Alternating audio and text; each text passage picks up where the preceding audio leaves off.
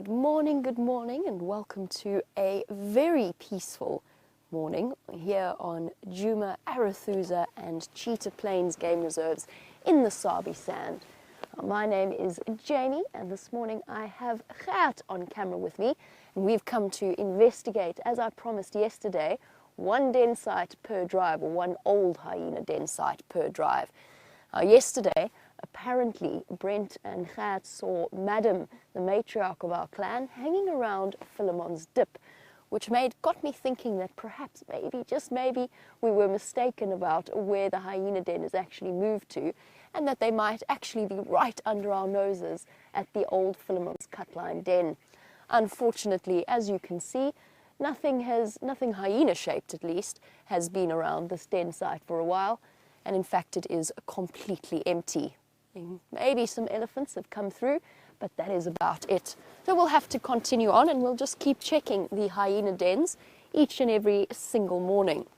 Now, if you are joining us for the first time, this is a live safari, which means that everything you are seeing is happening right here in the northeastern corner of South Africa. Not only are we live, but we are also interactive, which means that you can send your questions through on #SafariLIVE on Twitter. And with that being said and covered, let's go and see what else we can find. Now, I'm not all on my own this morning, or at least Gert and myself are not all alone this morning. And we have James out on a new vehicle character to add to our show, but I'm not going to tell you any more about that. I'm going to let James do it himself. Nevertheless, James and Bryan are also out and about.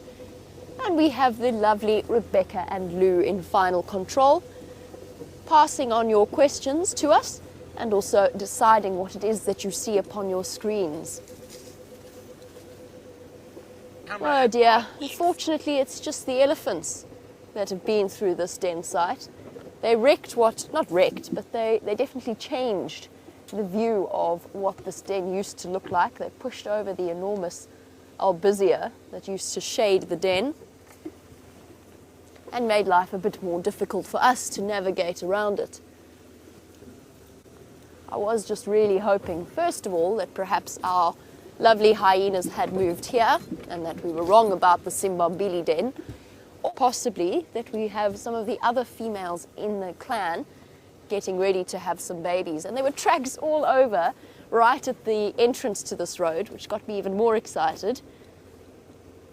And they have wandered through, but apparently not to stay. Oh, we'll have to just keep checking and just keep hoping that they're around. Kirsty's hat, of course, keeping my head lovely and warm on a morning that's not too chilly. I think we're facing the calm before the storm at the moment. There's apparently a brutal cold front on its way, bringing snow to the Drakensberg Mountains and icy cold temperatures for us. But for now, the warm air is being pushed ahead of the cold front, and it's not too bad. It's in fact so warm that I haven't even bothered with a hot water bottle this morning, so you must know this is probably one of the sort of warmest mornings that we've experienced. They tell us that it is 14 degrees centigrade, which is in sort of almost 60 Fahrenheit, so really not too bad. While we continue on, I'm going to pass you over to the capable hands of Mr. Henry so that he can tell you all about his new vehicle.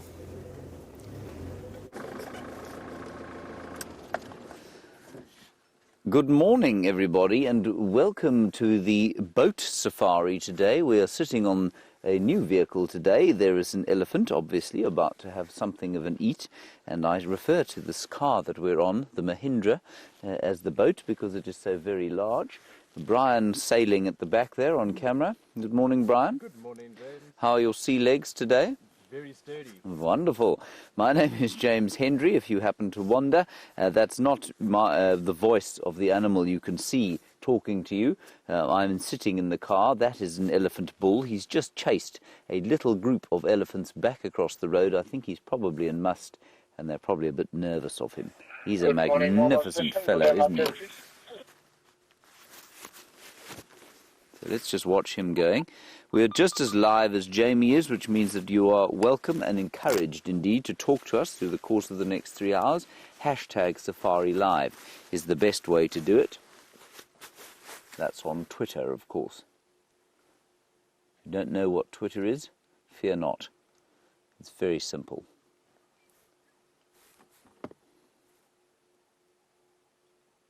Just feel how silently he moves.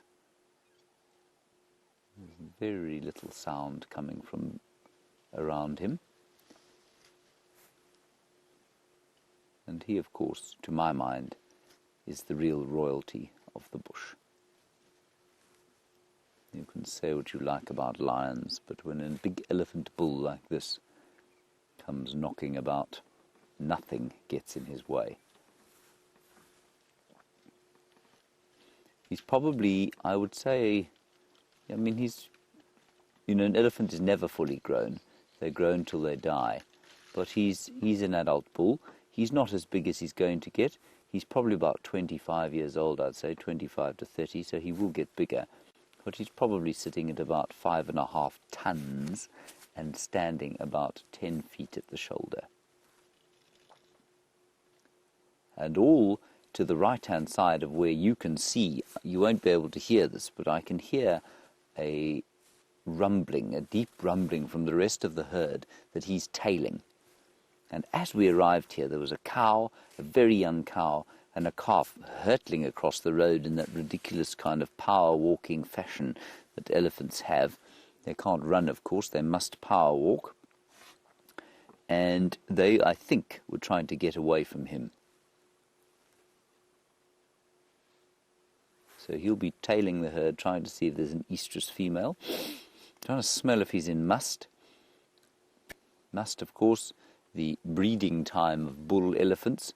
Their testosterone levels go through the roof, and then they start to trail the herds and look for an estrus female. And it's very easy to tell if they are in must, of course, because they have this sort of smelly urine that drips from them continuously.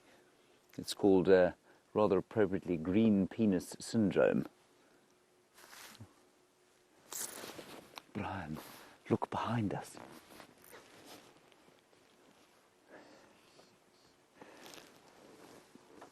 Look at that, everyone.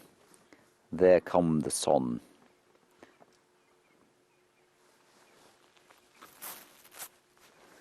What a great joy and privilege it is to be able to wake up every morning, go out before that, well, today, red orb comes up over the eastern horizon, and enjoy the dawn light. Truly the best time of day, just before the sun comes up. And then again, my other favourite time of the day, just after it's set, before dark. Full of expectation for the day.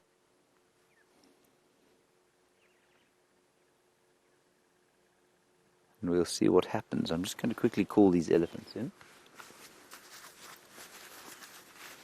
Station says a breeding herd of elephants and voyatella access at junction power lines. Animals are mobile in an easterly direction. Southeast, northeasterly direction. Isn't that pretty?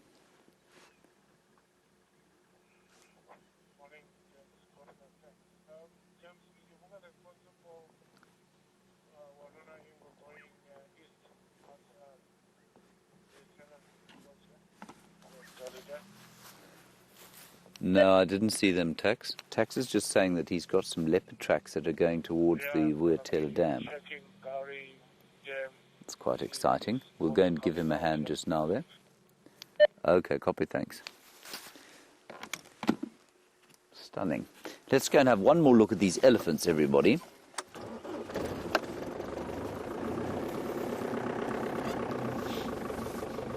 Now, Sandy, you ask a very valid question about what would happen if an elephant bull dies, or when an elephant bull dies, because eventually he must, like all living things. And you want to know if hyenas and lions will have a go at him, they'll eat him. Of course they will, definitely. It's not easy for them to get into the skin, of course. It's more than half an inch thick in some places. But yes, certainly, lions and hyenas will eventually devour his carcass. Nothing will go to waste out here.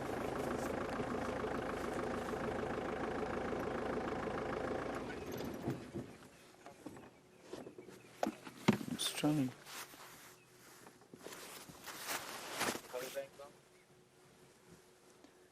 There he is. Just going to give him some space.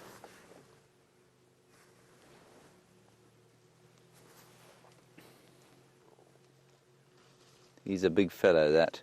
He will fill out. You'll find that when he's about 35 to 40 years old, he will fill out. So his muscles will become larger and he'll get a kind of a more solid appearance to him. Well, I mean, he's very solid now. It's not to cast any aspersions on his current build.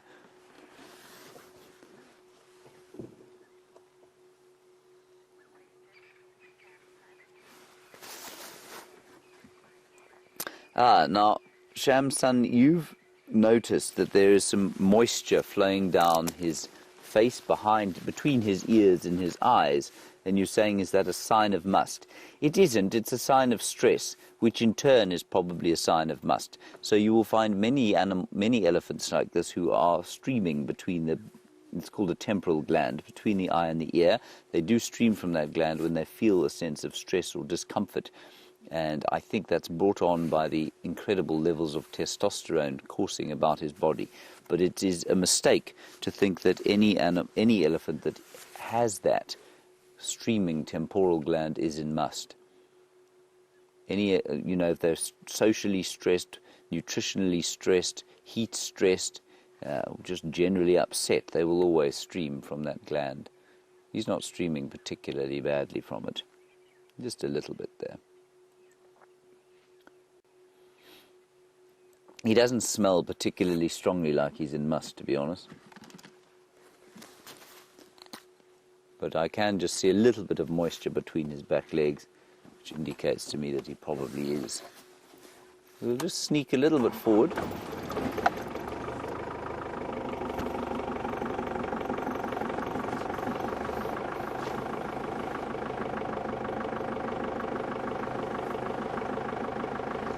See how he reacts to us.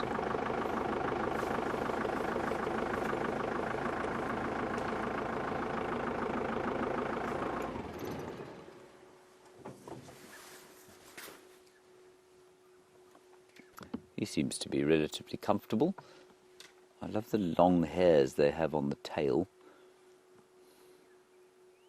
And you can often get that little bit of white above their eyes like he's got there, and I'm not really sure what that is.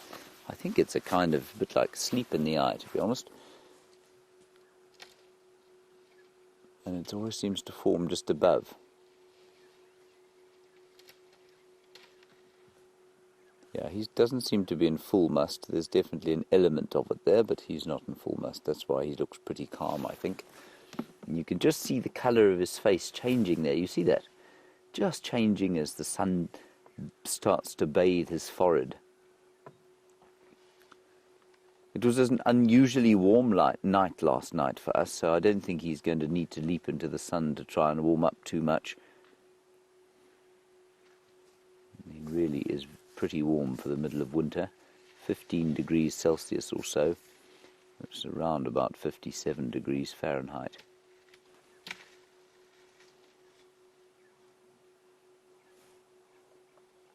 Isn't that lovely, the way his face has turned oranged?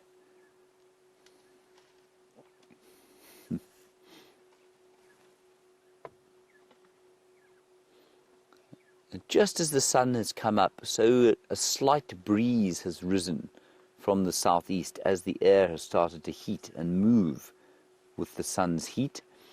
And there's a lovely smell.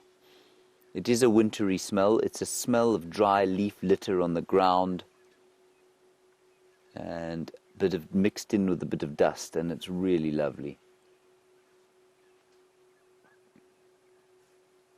He's almost gone pink, hasn't he, Bryan? Yeah. Pink elephant. Mm-hmm. Need to watch out for those. Yeah, you got to watch out for a pink elephant.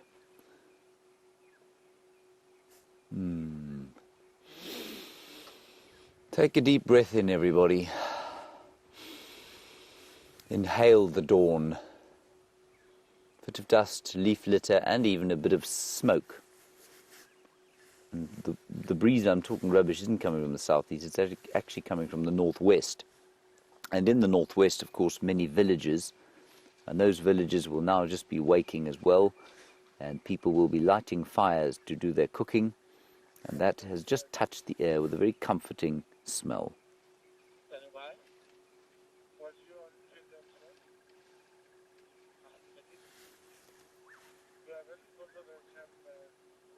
me sneak a little bit forward from here, see if we can't get a slightly better view.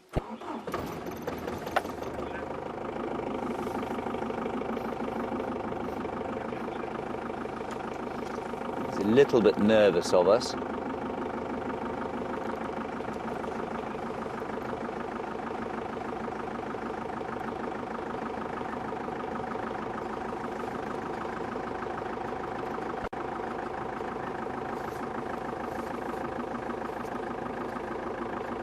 I'm going to try and get him with the sun behind him, but I don't think I'm going to succeed because he's moving in the wrong direction. Let's just stop here for a last look. We'll watch him disappear off into the bush, and then we'll head up the road. And what we're going to do is drive to the sort of northern boundary and then head south. Obviously, if you're on the northern boundary, you have to go south eventually. And the idea is going to be to see if we can't find some tracks of either Shadow and her cub, or perhaps Karula, the Queen of Juma, our 12-year-old female leopard. Oh, that's nice, Bryan. Look what he's doing. As is what elephants and every other animal I ever look at do. Tradition. Tradition, yes. Anyway, so the idea is going to be to look for those female leopards and their babies. Well, we'll see if we are lucky. An elephant will produce more than 100 litres of urine in a day, of course, and a big elephant bull like this, now wait for this everybody, 150 kilograms of dung in a day. Now that in pounds is about 350 pounds. 350 pounds of fertile dung. Imagine if you were to take all 15,000 plus elephants out of the Kruger National Park, the effect it would have on the vegetation, both from a fertilization point of view and from a utilization point of view. So much less would get processed through that giant sort of composting machine that you can see in front of us.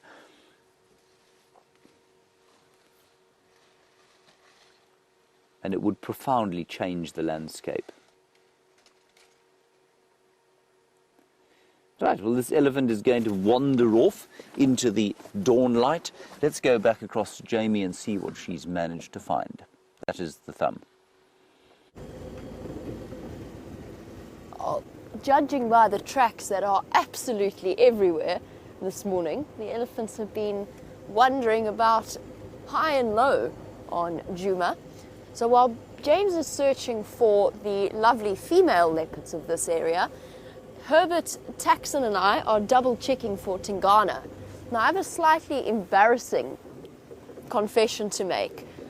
I dreamt last night that I heard a leopard calling, and I can't remember exactly what the dream was, but there was a leopard that we had to go and find, and we were following the sound of his rasping, sawing sound. And I think we were successful. However, it appears as though there was actually a leopard sawing outside my house, and that it wasn't just a dream. So Tingana, the big dominant male leopard. There we go, look, there's more elephants for us to have a look at. Definitely, it appears as though it was not in fact a dream, and that there was a leopard wandering about, and it seems as though it was the dominant male of this area.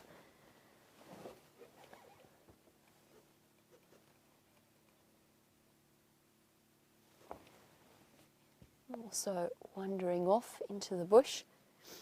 The elephants, apparently James's were a little bit nervous. These lot were fine, but I think they're on a mission towards a dam which is not too far away from here. This is an area south of our Traverse region, so we cannot drive in this direction. It's also one of Karula's preferred spots, so I'm checking carefully to see if she hasn't wandered across. The difficulty is, let me show you something roughly, without going too far off the beaten track. If we have a look at the side of the road here, which is generally the best place to look for leopard tracks, because it's where the vehicles haven't moved across, you can just have a look at what sort of an impact elephant tracks have. They flatten it completely, and if a leopard that walks with a light step as it is, if a leopard had walked across there before the elephants, there's a very good chance that we wouldn't see those tracks. There you go, you can see how obscured everything is. And that combined with vehicle traffic makes life a little bit more tricky. Luckily we have the master tracker Herbert, who's been responsible for some incredible leopard sightings recently. We've got him on the case to see if he can't find Tingana. He's also just called in that there are lots of hyena tracks on Central Road.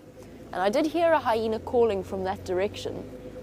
So maybe, just maybe, there's still hope for our hyena den. And we know that Herbert is searching high and low. He's checked all of the area where they used to be, around Aubrey's Road, and he tells us that they're most definitely gone. Perhaps all is not lost. Sure, okay.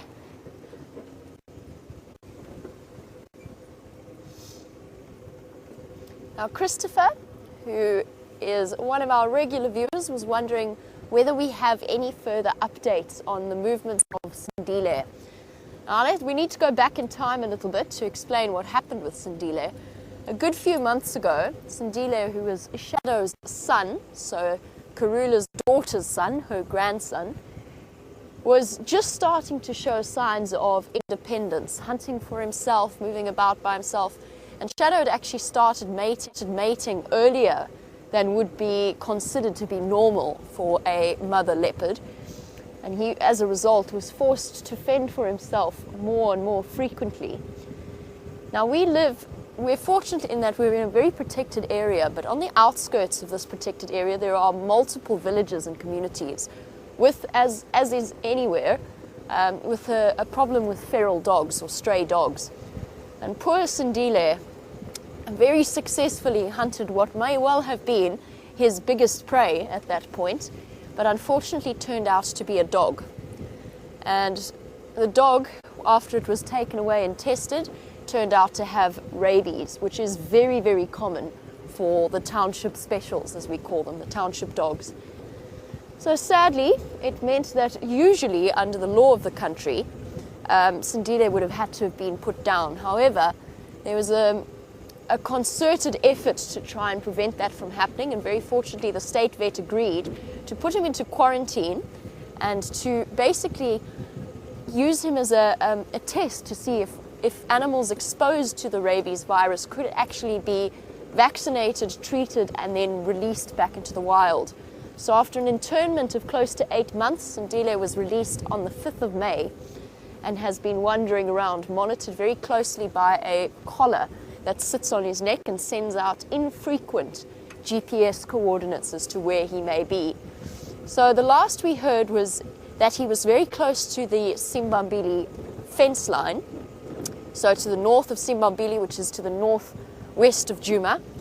He caught something, or he was sharing a kill with a female, and I'm not sure which female it was. Might have been Sakani, could have been any of them. And he took one look at the vehicles approaching the sighting and booked out of there. He ran away. He's no longer used to the presence of safari vehicles. Now, I have a confession to make. I think we nearly found Sindile the other day when we were searching for a way to get into the Matimba male lion sighting on their buffalo kill. I had a kudu going absolutely frantic next to me, barking their deep bark alarm call. And I suspect, I searched and searched and I couldn't find the reason for this kudu's alarm call, but it was very close to the Arathusa airstrip. And I suspect that it was Sindile. I don't know, it's a suspicion. I think it was him, and I think he ran away from me the moment he saw me. Now, the latest update was that he was in Pikanini, Utah, which is a part of the Sabi Sands around Simbambili. And hopefully he will at some point move in our direction. However, it does seem as though he's exceptionally scared of vehicles at this point, and it may be a long time before he readjusts to their presence. While we continue on towards Cheetah Plains and just double check that Tingana hasn't crossed out of the property, let's head back to James, who has one of the most beautiful red antelope. I'm just reversing, everybody. We had a herd of impala, but they've gone into the bushes there. But there's some more alarm calling behind us. So let's go and have a look-see if there isn't something, well, with teeth and claws and golden fur, perhaps, that they are terrified of. Sounds like just about over there, maybe about 150 to 200 meters. Just reversing the boat. Which Viam very cynically called the Titanic yesterday, of course, given our luck with vehicles.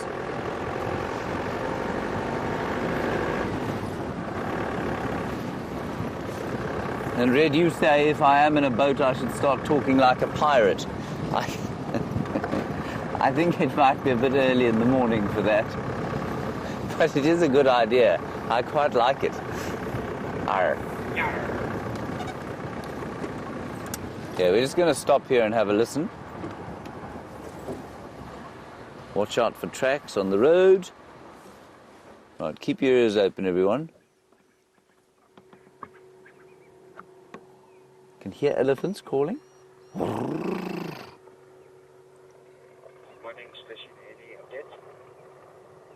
Let's keep going up the road here. I can't hear them anymore, but it sounded like somewhere around here. I know there's a clearing just up ahead, and maybe we'll be able to spot something there.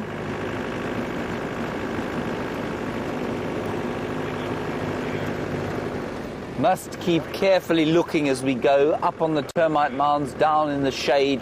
If it's a leopard or something like that, well, they're going to not be easy to see, even if they're walking in the open.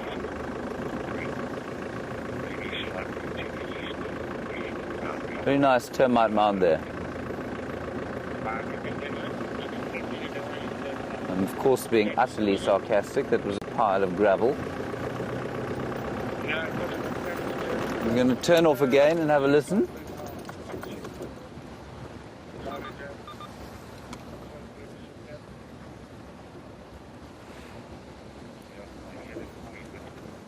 The boat is just drifting now. Feel that, Brian?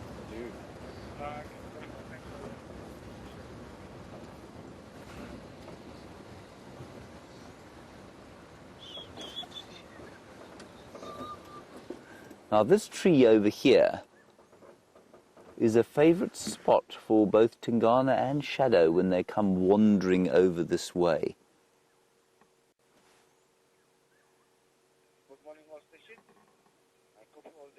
Just trying to hear again. Sounds like they might be further in that direction, the impala. Yeah, they are. They're further on to Arathusa and Simbambili. Anyway, we're going to persist. Go up the road here. See what happens. Just listening to the radio as well. So you can see this is a major game path here. And this major game path is a typical kind of path on which animals will move, both predators and prey, obviously not together, because it's just easier for them to move on a path like this. And on the path at the moment I can see many elephant tracks and I can see hyena tracks, and probably from our hyenas that have moved their den onto Simbambili, and that's why we're not going to the den as much of late. Now Simbambili is the property to the west of us, but we are not allowed to traverse there. Human property laws preclude that. We are able to go to Arathusa to the west of us, and that's just a little bit further south.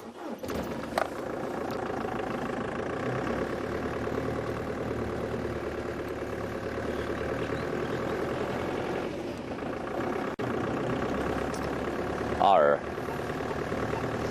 I'm just going to keep up with the radio, everyone. So if you do see me fiddling with this thing, we're in contact with a whole lot of other game drives around the place, and they'll keep us posted as to any activity that's going on. Some hyena tracks, a very large hyena going up the road.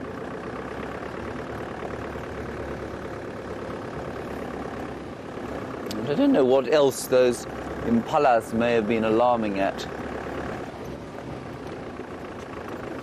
Here's possibly the best example of a game path.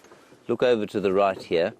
And you can see this heads straight towards Sydney's Dam. Sydney's Dam, of course, one of the last waters, or will be one of the last watering holes to actually hold moisture as the dry season progresses. And this goes straight there. It looks like a highway.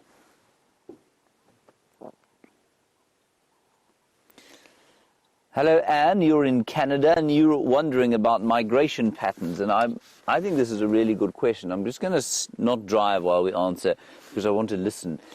Anne, you say, do any of the animals migrate during the winter? They don't. Did they used to? Yes, probably they did.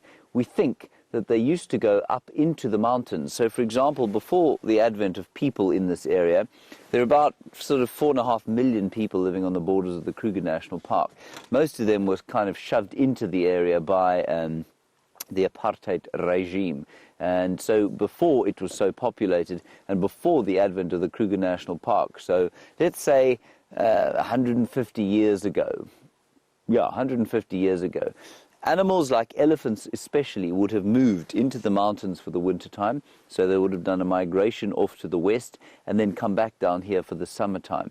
It is wetter up there. There's forest, there's a lot more grassland up on the highlands, and so I think many animals would have made that migration to the west. Now, with that barrier of humanity, it's not possible, and also with the provision of water. Remember, there are a lot of private landowners and lots of dams, artificial dams in the Kruger National Park. The necessity for animals to move for water has been removed largely. And so while they may want to move out to get hold of some fresh grazing and fresh forage, for water they just don't need to anymore. So they don't migrate anymore in this area. But yes, absolutely, an east-west migration. And what an amazing thing it must have been as an early visitor to this area, to come down in the wintertime and find elephants in the forests of the Drakensberg there, to find perhaps big herds of wildebeest streaming across the dust or creating huge dust clouds as they go into the foothills of the mountains and perhaps even onto the highlands. I'll just turn that down a bit. Now, we're going to turn south here. We've come pretty much as far north as we can. In fact, I'm going to suggest we go and check Sydney's Dam as the only last water, and then we'll head south again. I suspect some elephants may be moving towards the water already. Some will drink in the evening, some in the morning, and some, well, twice a day. Those that are very thirsty.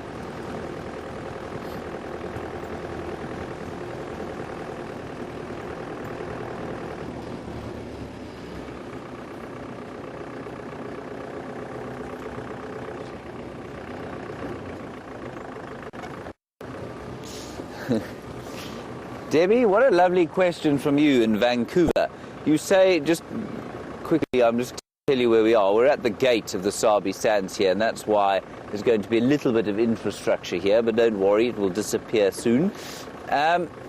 You say, do I think that natural selection is being affected by human beings, and do I feel that our activities are perhaps facilitating the selection for more intelligent predators? No, I don't. And I'll tell you why. Sorry, this radio is going to drive me insane. I don't think that we are... You know, natural selection is exactly that. It's natural... It's selection that is natural.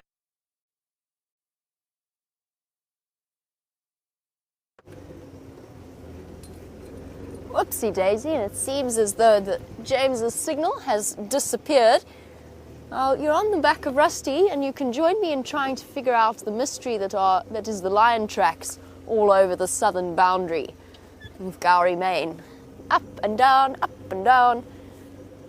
Apparently, I've just bumped into Shanae, and she said that they were seen crossing north into Torchwood at some point early this morning.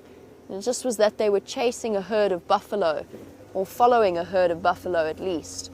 I'm trying to find you a nice track so I can show you exactly what I mean. These tracks are fresh, so we must have, I think, maybe missed out on seeing them just by half an hour or so. You can sort of see what I mean. There's female tracks here as well. let me try and show you. It's a bit tricky here because a lot of them have already been driven over. But we've got a few here where the male went to spray the tree.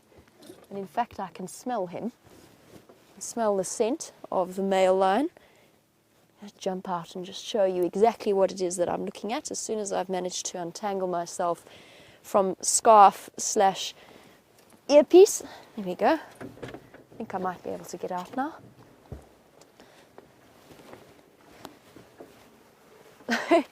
All the way from Twin Dams to where we are now, which is sort of between Chitwa and Torchwood, the tracks go up and down all the way. There's a fresh set going up this way, so going to the east.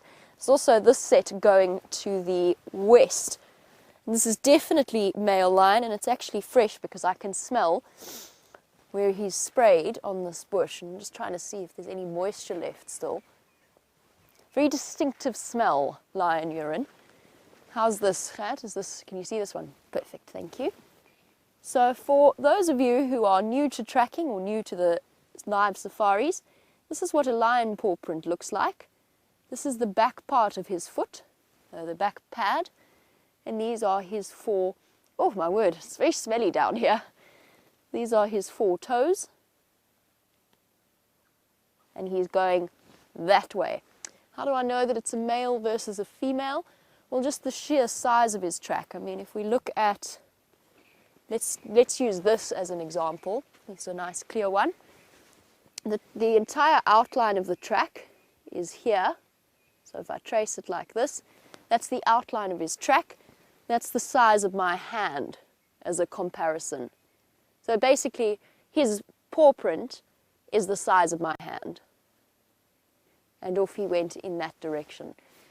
But according to Shanae, he then came back and went up into Torchwood, or went north into Torchwood. So they've just been all over the show. And we've spoken about this before, about the fact that Gowrie Main serves as basically a highway for the Birmingham boys. It's part of the central part of their territory. Hornbills, sorry, I thought it was alarm calling zebra.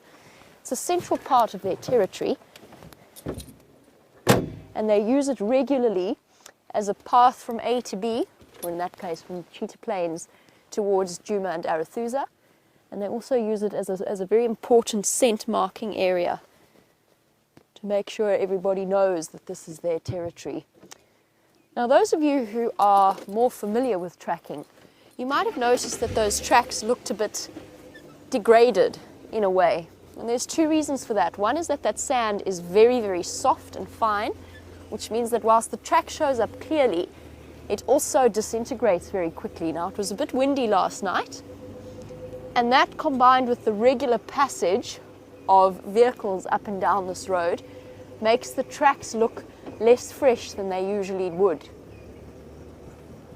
Just about 200 meters south of where we are now, there's one of the biggest dams left in this area, so one of the dams with the most water, which means that a buffalo herd would spend a great deal of time moving through this area. We are about to come upon the Mulwanini, which is the river system that runs through Torchwood.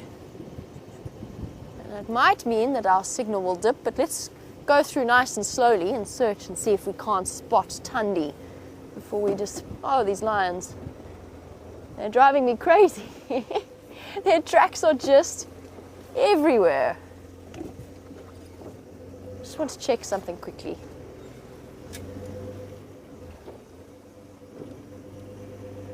So fresh and going straight towards the Chitwa Dam. Okay, onwards we go.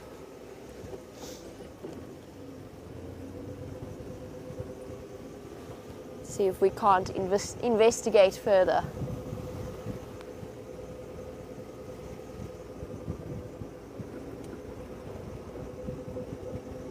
While we go through the Mulwanini, and so that we don't lose you completely, James has signal once again, so let's go on the back of the boat.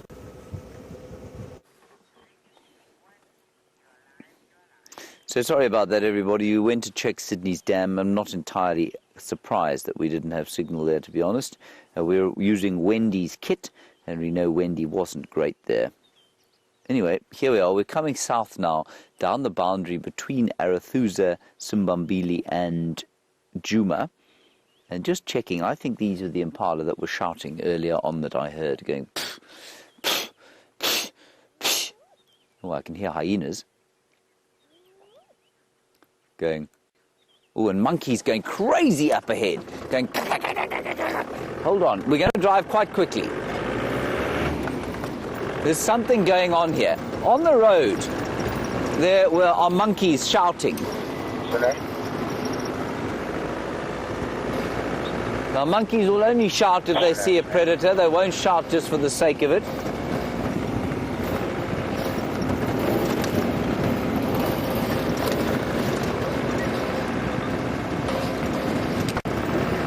Going to drive quite fast. Debbie, I will get back to your question about natural selection and intelligent predators. It's a little bit colder when we drive at this speed, isn't it, Bryan?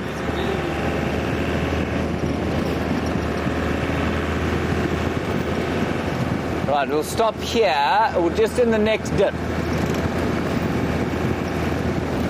I can't see any tracks, but this road is driven so much that it would be very easy for animals to walk up and down here and their tracks would be obliterated. Looking in the trees for monkeys.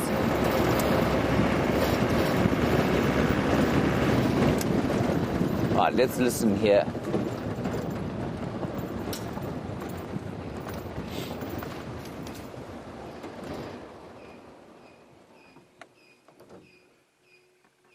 They're still going. You hear them, Bryan? No, they've stopped. No, there they go. They're still quite a long way ahead of us. Just wonder if they're not actually to the west. We're going to get up onto the crest here and then stop and have a good listen. I'm going to just take my earpiece out and open up my ears. There's an elephant looking very cross. It's behind us now, the monkeys.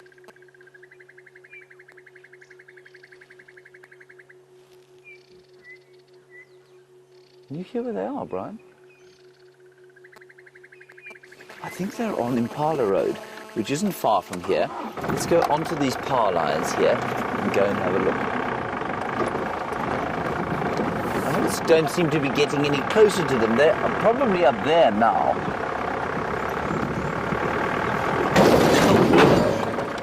That's not ideal. What did I hit? Oh dear.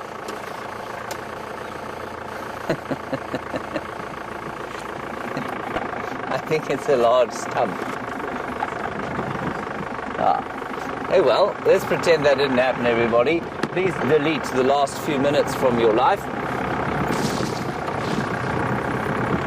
Elephants up ahead, monkeys shouting there, me not watching the road in the rising sun.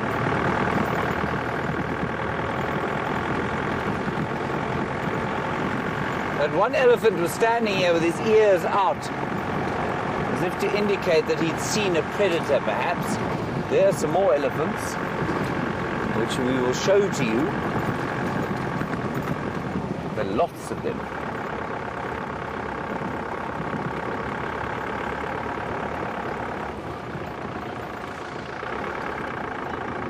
I'm just going to get into a position where we can watch them cross the road.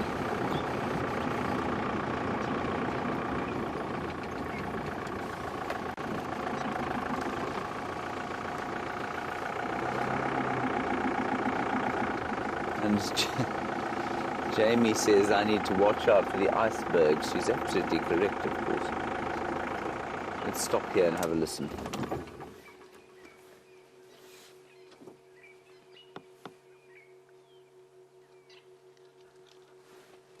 Oh, they're still going, those monkeys.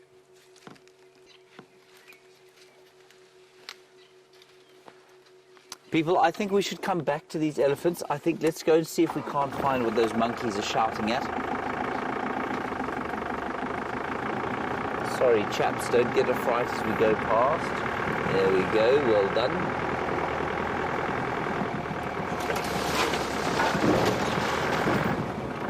It was a very large iceberg that we hit there. Tyre seems to be fine, that's a good thing.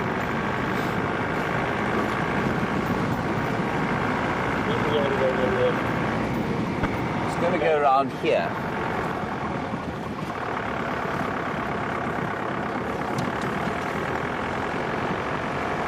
Right, Jamie's got something interesting to show you. Go and have a look there, and I'll keep looking over here.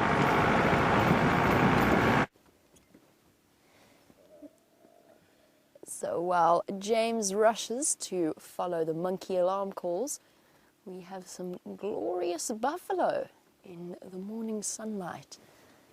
Dust flying everywhere. And my suspicion is that these buffalo have had a hard night, judging by the lion tracks everywhere. Although they look pretty relaxed at this point. I wonder how big this herd actually is. It's so bright I can barely tell. But I can hear rustling all around me. I think we've got a relatively large... and I can hear them mooing away. So we've got a relatively large herd here.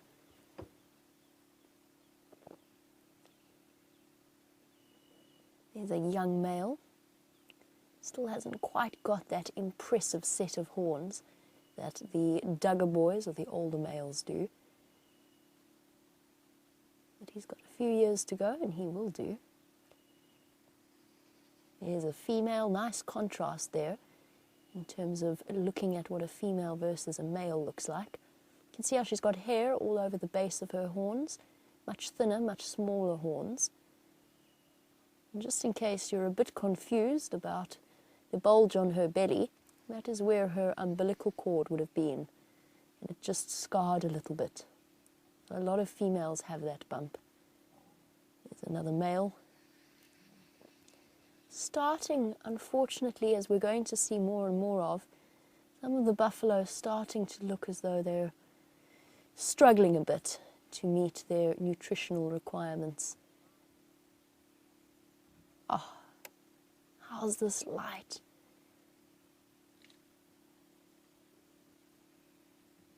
So beautiful.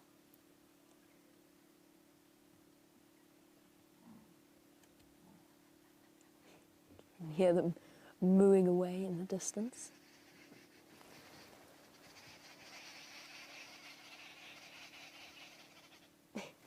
Arrow-marked babblers fussing in the distance. That's the bird call that you can hear. You can see what I mean? Hip bones starting to show through.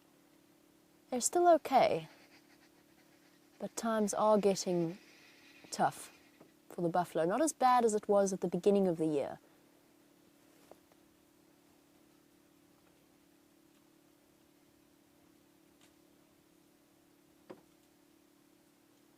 You can see, if you watch them trying to feed, searching for as much food as possible, the options are relatively limited.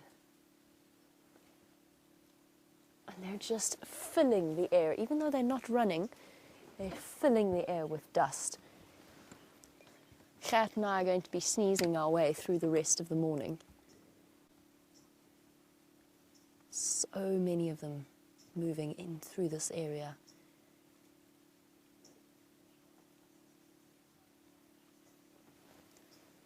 This is probably, it's hard to guess, I would say 150 odd strong. Shamsun, as on the subject of the drought and the water holes. So we've spoken before about the fact that the Kruger National Park has closed a great deal of water holes, especially in the sort of area directly to the east of where we traverse, and that's been pushing buffalo herds and elephant bulls alike into our area. You were wondering whether or not why they have decided to do that and whether or not it will be more detrimental in the long run. It's a difficult question, and it comes down to an understanding of the way in which things work. So the more water holes you have, the more hoof action you get in an area. So we've spoken before about this, about the fact that artificial water holes bring animals into areas where they might not naturally have occurred in large numbers because there's access to water. That's one of the reasons why the northern Sabi Sands no longer has as many sable as it used to. Mala mala, of course, meaning sable, due to the huge populations that were there when that area was first set aside as a conservation area. But the more water holes are pumped, the more animals like big herds of buffalo and hippopotamus start moving in, and the more hoof action you get. And by hoof action, I mean just this constant pounding of the earth, constant grazing in the area that does do damage in places when there isn't sufficient rainfall. Now, the northern Sabi Sands continues to provide water for these animals because, of course, they have been for the last however many years, and it's very difficult to just stop that provision of water for animals like these buffalo. But the Kruger National Park has decided that because of the numbers of animals that they get in an area, by providing artificial water, they're going to actually destroy the areas around those water holes, because the buffalo, the elephants, the hippopotamus, the animals that are so water dependent, they're actually going to do serious damage to the plant life and therefore to the soil layer, because they're basically going to overgraze. And then when the big rains come, and they will come, whenever it may be, whether it's this year or next year, when the big rains come and they dump sort of a quarter of the average rainfall in one night, the top layer of soil washes away and the area is forced into a long recovery period where the soil has to form again, the plants have to grow again, the grasses have to secure themselves all over, starting from scratch essentially. And that, bear in mind that these animals have got 4 million hectares of unfenced area in which they can walk. So they will be able to travel to where there is water, and there is water still. A lot of the Kruger National Park's rivers do still have water, are still flowing. Oh, we are surrounded by probably, now that I'm looking at it, probably 200 buffalo. This is awesome. There's just buffalo everywhere. You can hear them rustling off to the right, rustling off to the left. And there we have the oxpeckers having an absolute field day. Look at this red-billed oxpecker hopping around in Tick Haven. Contact calling to the rest of its family. Hop, hop, hop. Oh, upsetting the apple cart. Look at this female. She's got a hat on. She's got a headpiece, a leaf that has got stuck on the back of her horns. The latest thing in buffalo fashion.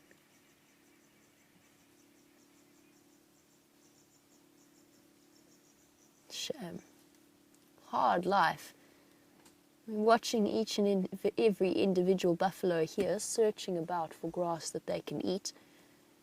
Now, times that by 200, you get an idea as to the impact that a buffalo herd of this size will have on an area.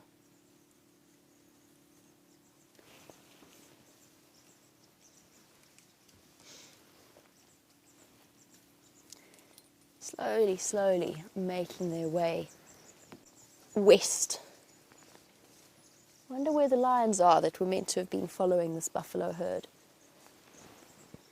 Perhaps they shall make an appearance. Big old bull. See the scratches from where he's walked through trees. He's almost got a symbol on his shoulder.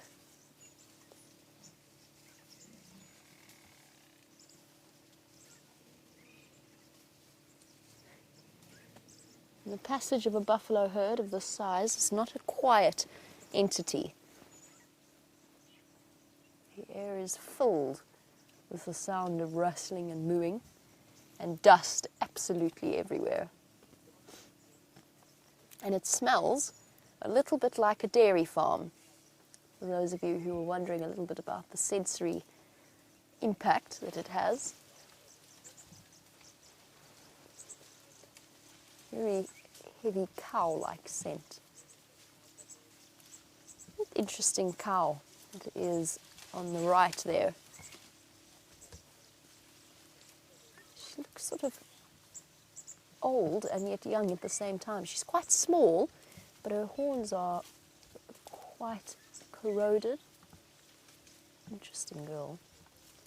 So while we watched the buffalo searching for any edible grass, Matthew was wondering, would a buffalo ever eat leaves if there's a scarcity of grass? The answer is yes, they do relatively regularly supplement their diet with a leaf every now and again. A particular favorite in terms of trees, I've noticed, seems to be the apple leaf tree. They will often go and nibble on apple leaf. Occasionally, they might go for something like a silver cluster leaf or maybe a bush willow, but the apple leaf preference seems to prevail. Most of them have moved off. What I'm going to do is I'm going to try and turn around, first of all so that I can move out of Ephraim's way, but also so that we can have a look at them as they slowly retreat and maybe get a better idea as to the numbers. Morning, guys. How's it, Ephraim? Good, thanks. Yeah, there's Nkonzo up, down, backwards, forwards, everywhere. Pardon? Yeah, I think so. Are there any updates from that side? I'll tell you if I find anything. Sure, bye-bye. Ephraim just wondering if I'm going to go and check cheetah plains, which of course is the plan. Just turn around, see what this view looks like from the top of this ridge. Hopefully it's quite spectacular. Oh.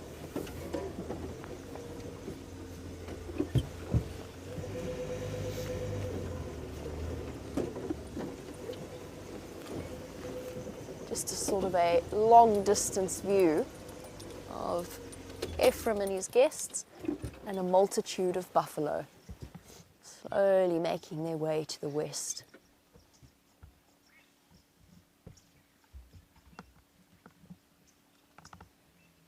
They're spread out on the northern and the southern side of the road.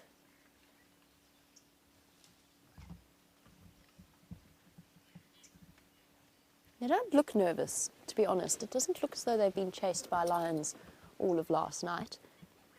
But then I suppose when you're a buffalo, you sort of accept that as your due. They relax relatively quickly. That being said, I've often seen buffalo the day after they've been chased by lions throughout the evening, and they don't tend to look quite so relaxed. But perhaps there was a small offshoot from this herd that suffered the full brunt of hunting lions.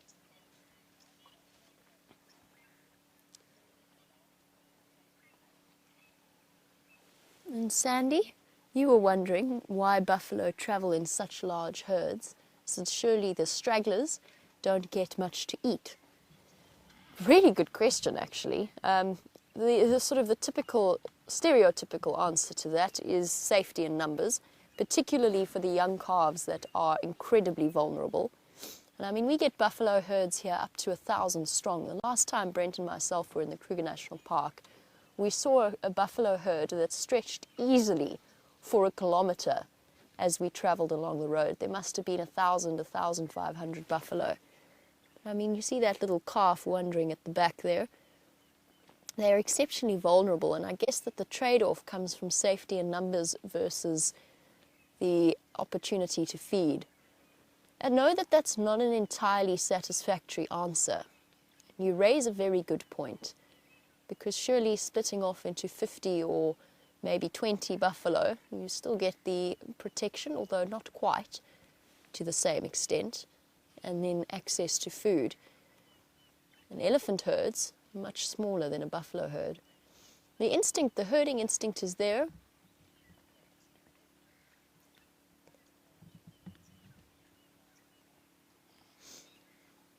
It's a good question, and it's one that I don't have a complete answer for. I think these large herds, it really is just more about safety than anything else.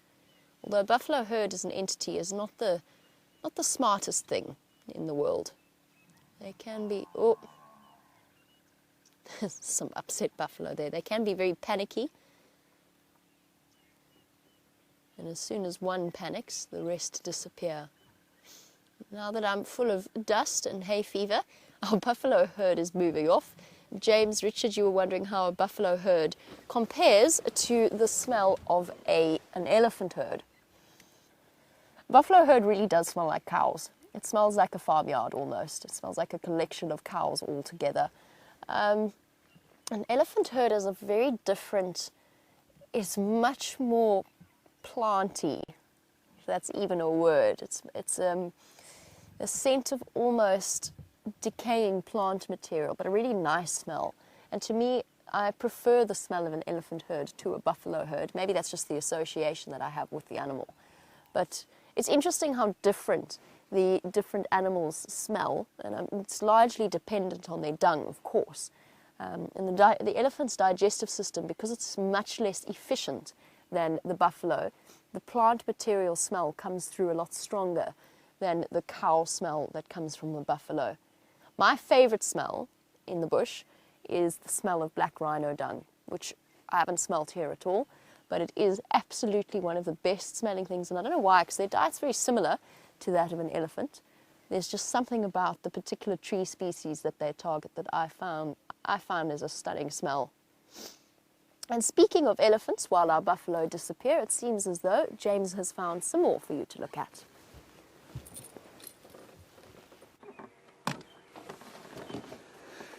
Hello everybody, there's an elephant just in here. We're still sitting around here trying to see if we can't figure out what those monkeys are alarming at.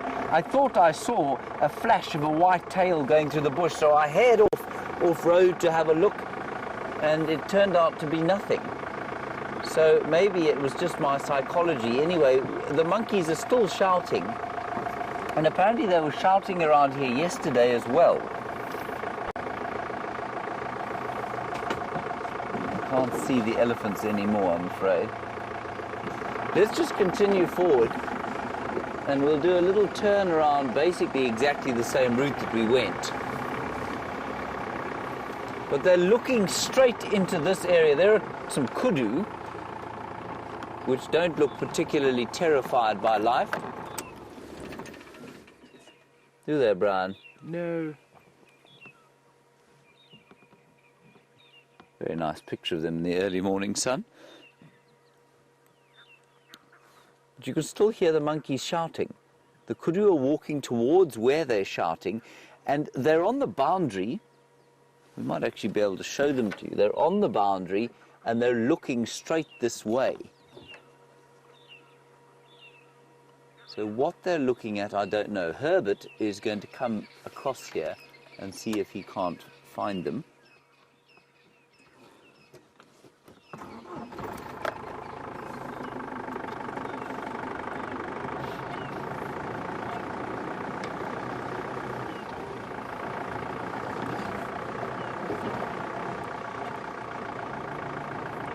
And by them, I mean whatever it is making those monkeys so very cross. But I'll try and show you where they are. Kudu chilled to the max.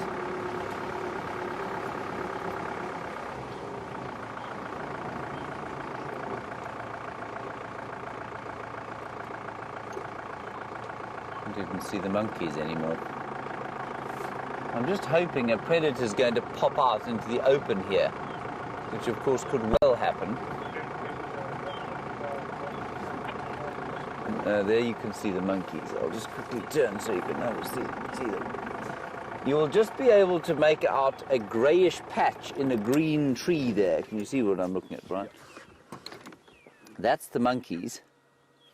And they're shouting sort of into the thickets of this area.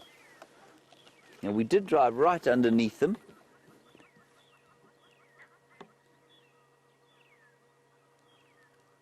I mean, this is a really good opportunity for us to find the predator, but again, the can see the kudu. They are very relaxed.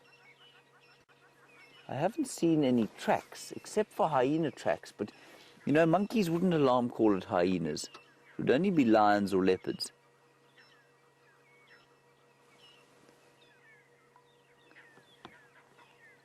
And they are still cross. I think whatever it is actually quite close to them. Let me move back a bit.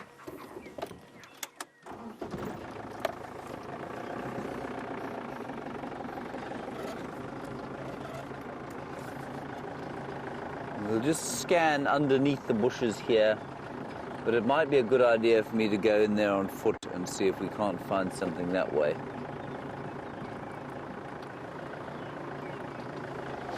You can see some more impala. They look chilled to the max as well.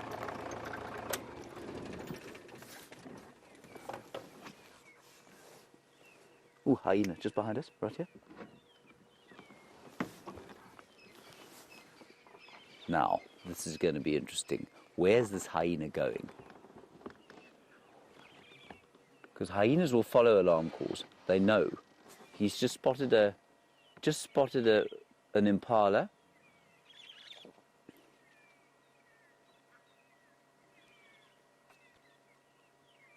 Going straight towards the monkeys. We're just going to watch him go. Not allowed to follow him off-road.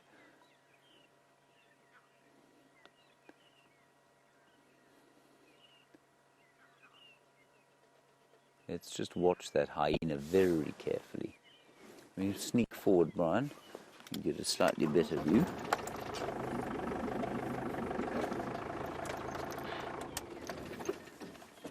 Now, impala are alarm calling, but they will alarm call at the hyena. Hyenas will be doing exactly what we're doing. They'll be watching those monkeys, hearing them alarm calling, think, something may have been killed around here. Let me see if I can't pilfer it. And of course, they are also blessed with much sharper noses than ours.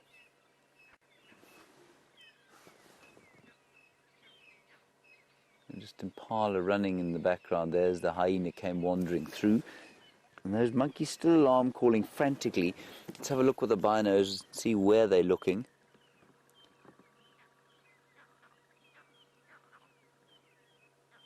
Oh, they're still sort of looking down this way into the thickets over here. So Jamie is almost at Cheetah Plains at the moment. And when she gets there and signal is back, I will wander off in here on foot and just have a quick look through here. And see if I can't find a spotted cat or perhaps a tawny one. But at the moment, I can't see anything. Now, while we're sitting here waiting, let's just, it's worth just sitting here for a couple of minutes. Let's just chat about that natural selection question about predators being selected for more intelligence and our effects on that. I'm not really sure that I understand the context of the question. But, you know, natural selection is such that whatever strategy works best is going to be the most successful. There's a woodpecker in this tree. And so I'm not sure what selection pressure would be on predators to become more intelligent in the way that we consider ourselves intelligent. Lions are brilliantly intelligent for what they do. They're never going to do advanced calculus, but they don't need to. It doesn't help them to do advanced calculus. It doesn't help them to be able to speak in the human tongue. It doesn't help them to be able to do that at all. Their strategy for how they are is perfectly suited to life as it is now. Now, I mean, the thing that acts on natural selection we wouldn't act on natural selection except were we to change the environment. It's the environment that will create an action where natural selection, or the pressures for natural selection to operate on. So, you know, were the environment to change to the extent that, say, this is a totally random example, that, say, impala were able to smell lions, or not smell them, let's say impala were able to detect lions in some way that made it impossible for lions in their current strategy to hunt them.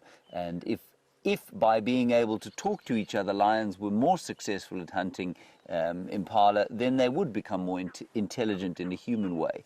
Then they would, they would evolve in such a way that allowed them to hunt more successfully. But at the moment, no, I don't think that human activity around the world is having a noticeable effect on the natural selection for the intelligence of predators. I hope that kind of answers your question. If it doesn't, please feel free to ask again. I'm going to have one more look with my binos, and then we're going to go a little bit forward and see if there isn't something wandering through the clearings, and then I'll go off on foot. Yeah, they're still sitting there.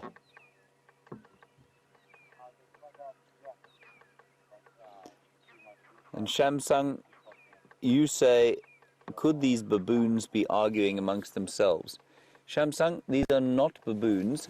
They are monkeys. Baboons are different kind of primate, and they can't be arguing amongst themselves. They do argue amongst themselves, but this is not the sound they make. This is the sound of alarm. They've seen a predator. That's exactly the sound they make when they see a predator. There's the woodpecker. It's got a little nest there. Look at that.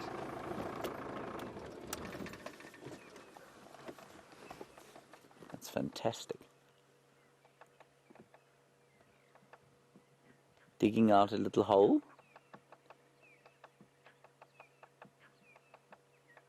That perfect red color. Looks like a cardinal woodpecker.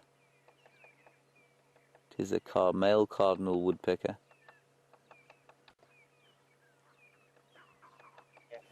Oh, those monkeys are still shouting. There's definitely something in there.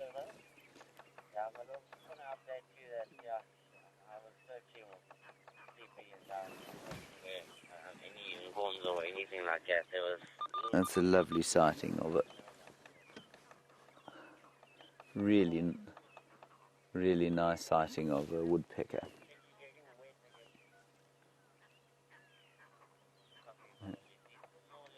All right, I'm going to hand you back to Jamie now. She's on Cheetah Plains. Let's see what she can find there. I'm going to wander through here on foot, and I'll catch up with you in a few minutes. While James goes walkabout, I have quite exciting news, although unfortunately they have been driven over. But there's tracks for a female leopard and her cub, from what I can tell, going straight along this road.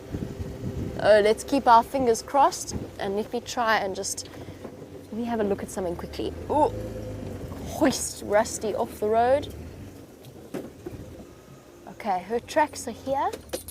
I'm just going to hop off quickly to see if I can't spot where I think I saw cub tracks. But before I get myself overly excited, let's have a look and see.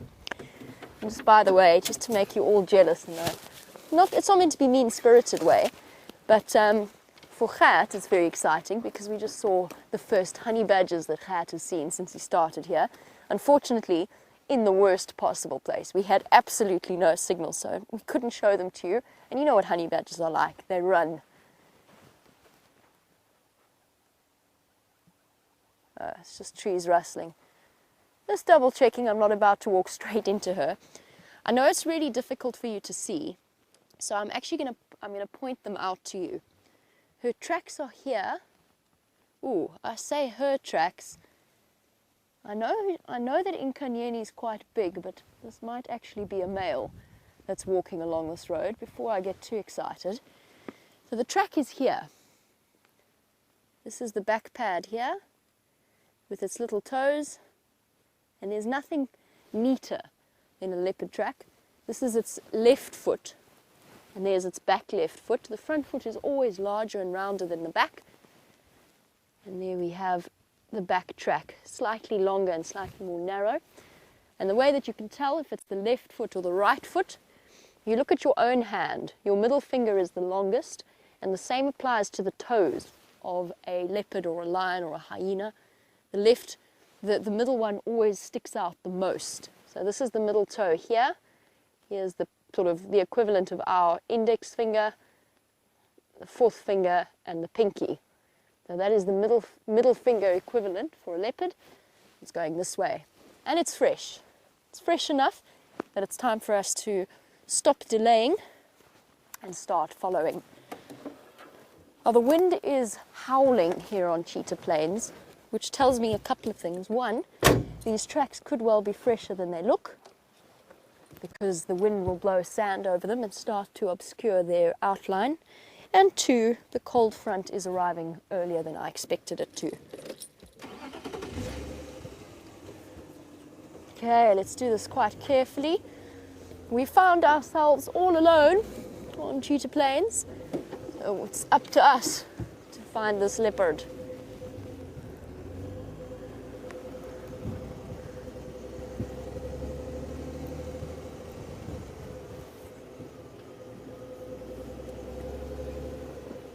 Okay,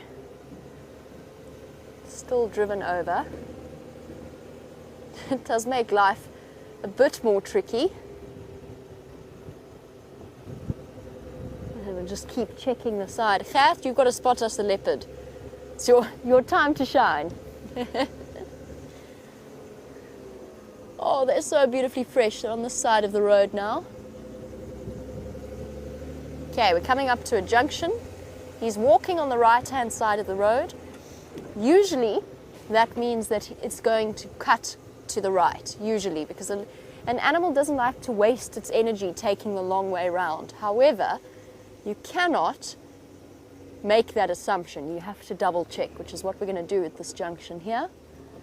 And he's gone down this road. And even with the windy morning, the outline of the tracks in the soft sand is so fresh, so crisp and clear, that this leopard could well be just around the next corner.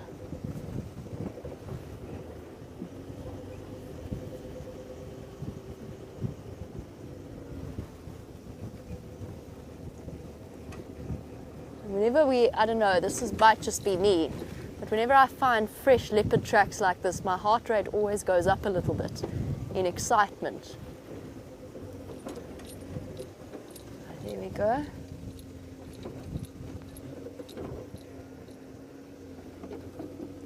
These are small tracks now. Is this a male and a female? This is not the same set of tracks we had earlier.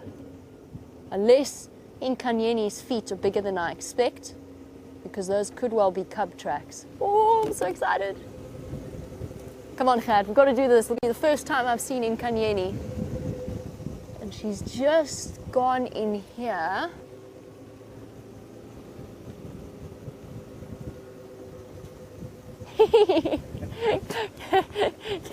Carol and many other viewers are confused by poor Gert's name, our cameraman's name. His name is, say it with me, Gert. Gert, your name is Gert, right? Gert. Gert. G-E-R-T. G-E-R-T. Gert. Oh, before I get too distracted by Gert's name, I better make sure I'm looking for this leopard. Gert. Gert. Okay, so it's a bit of a difficult one for those of you who are English speaking. Those of you who are Dutch or of Germanic descent, it's a little bit easier for you to say. It's that G sound. So it's not Gert, we don't say it Gert, it's Gert. And you have to roll your R slightly to get it absolutely right. Gert. So that is Gert's name. My apologies for those of you. I probably should have made it a little bit clearer. But of course, I sometimes forget, because it's so instinctive to us as South Africans, that I forgot to explain it fully to you. And the bad news is that our leopard's just gone off the road, and I think she's gone off to the right. He, she, it. I'm so a bit confused at this point. The tracks are big enough to be either a big female's or a young... Oh no, here we go. Here we go, here we go, here we go. They're still here. Oh. Okay, just bear with me 1 second. I just want to get out for 1 moment. I just want to make sure that we're following these leopard tracks properly. Coming through here. Oh, these windy days, it's not that much fun to go tracking on windy days like this, It's so easy to accidentally surprise an animal, which is the last thing you want to do.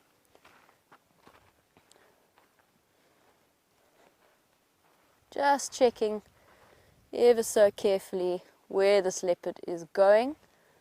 She's going this way. Okay. Just want to make sure we don't go off in the wrong direction. I'm so excited. Make sure I shut the door properly so that I don't fall out of it, which has nearly happened a few times. All right, Gert, let's go find her.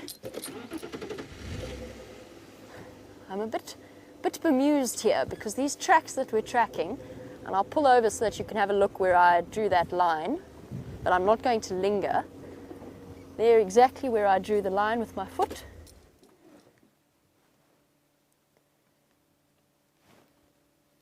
Much smaller than the ones we were looking at earlier. Now, usually I'd get out and show you with a bit of perspective, but I'm not going to because I want to keep moving because these tracks are going south. South is fine. We've got another kilometre to the border, but I'm just really hoping we catch her in case she does decide to go to Mala Mala.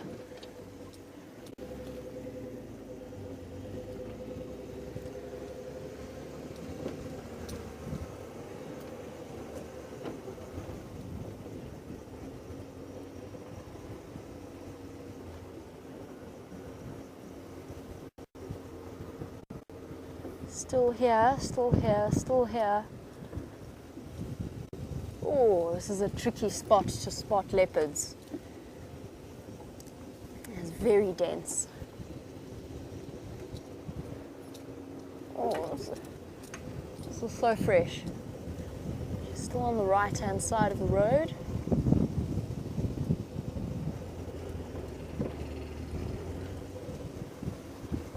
Okay, another junction.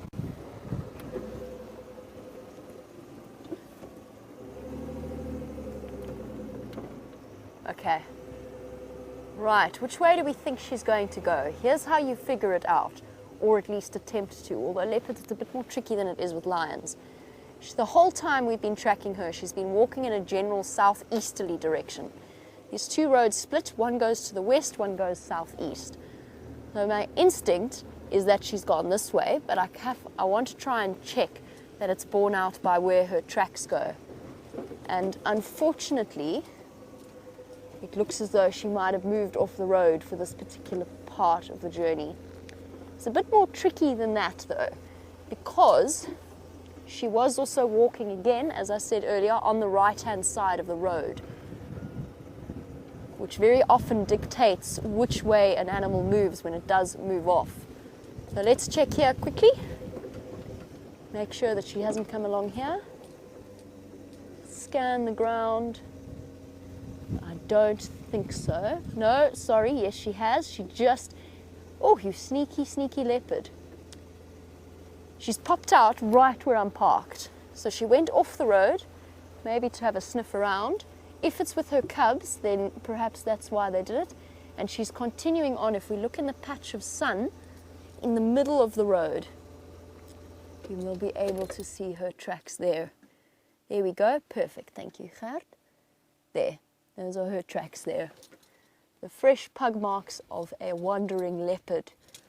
And so on we go, because look now at the direction she's heading in. Into the block. See if she hasn't popped out further along the road. Leopards are a tricky thing to track, because lions usually pick a direction and they kind of just go with it, unless they get distracted by something to hunt. Leopards, on the other hand, especially Karula. Tracking Karula is like a Mensa test all of its own. Okay, she has gone off in here. Let's check all of the termite mounds. If I were a leopard, no, she's still here. She is still here. Okay, good. If I were a leopard on this chilly morning, she might be going to a kill, or she might be looking for a nice spot on a termite mound to sun herself. And the angle of the sun is just wrong, that I can't look far enough ahead to drive fast with confidence that I'm not going to miss where her track's gone off. I'm so determined to find Nkanyeni. It'll be the first time I've seen her. The track's still here, still on the road and still beautifully fresh.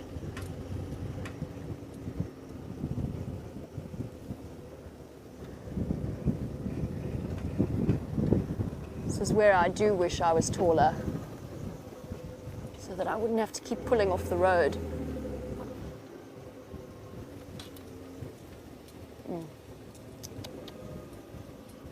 She's gone off. Okay, I do need to concentrate on searching for this leopard for you, particularly in this area. It's very thick, she could be hiding anywhere.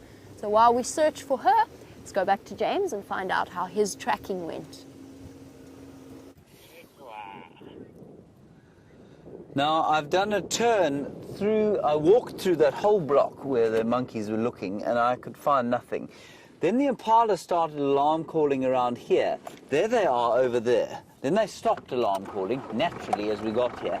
And there are elephants that are rumbling in there, which would indicate that something must have walked across this road that's causing them to be upset. I can't see anything. I can't see any tracks.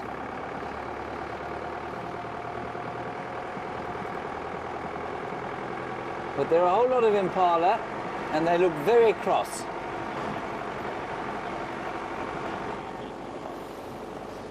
So those monkeys could have been shouting at a predator that was lying down, and then it got up and it walked this way. I don't know, it's all very frustrating, I have to say.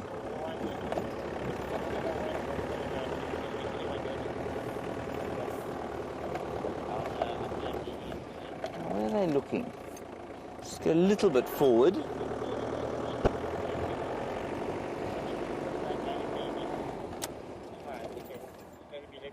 Well, they're all looking straight this way.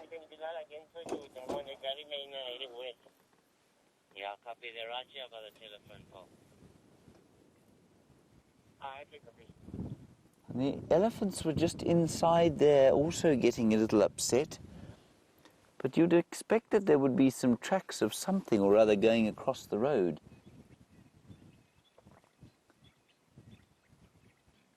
And a very strange wind has come up. Feels like there's a front sort of just hit us, and I heard it coming from a long way off. It's very interesting.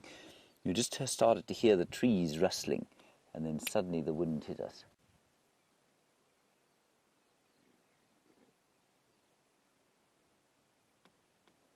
But I don't know.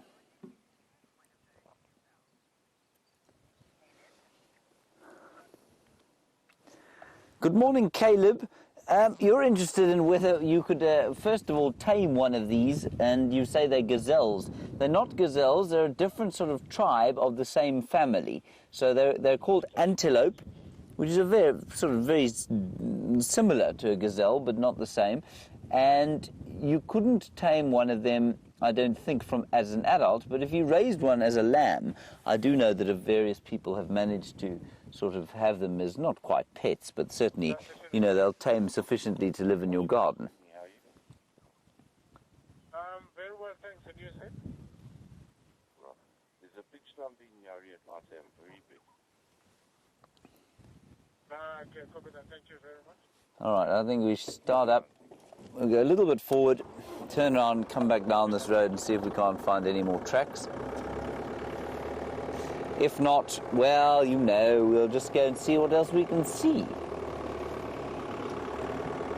Very nice prospects for Jamie.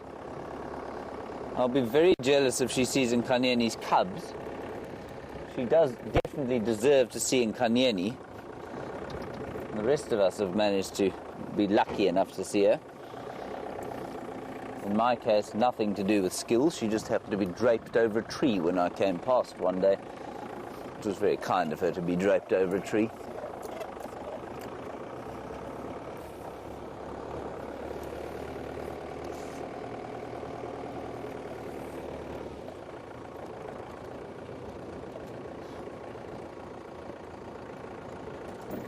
And Carla, a very good observation from you. You say, is it typical that a hyena like the one we saw would go off solo like that on its own? Well, that's what solo means, I guess, and try and forage. Yes, it is entirely typical. It's entirely in keeping with their behavior. And then, as you say, if they find something, they'll make a big noise and attract their mates. In about 700 minds as to what to do here. Anyway, let's just go down here, see if there are any tracks crossing the road.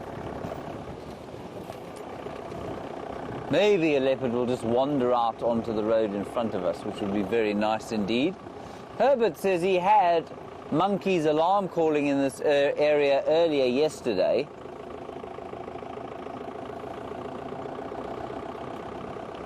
Anyway, we might be lucky.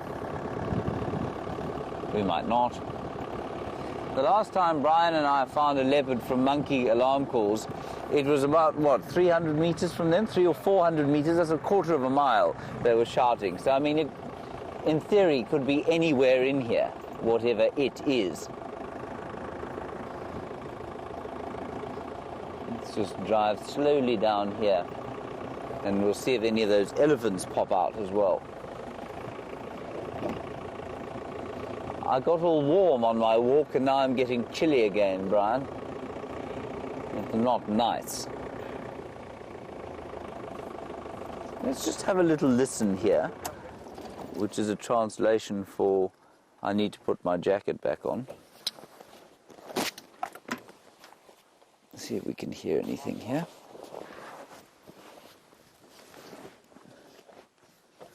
I don't hear anything further, do you, Bryan?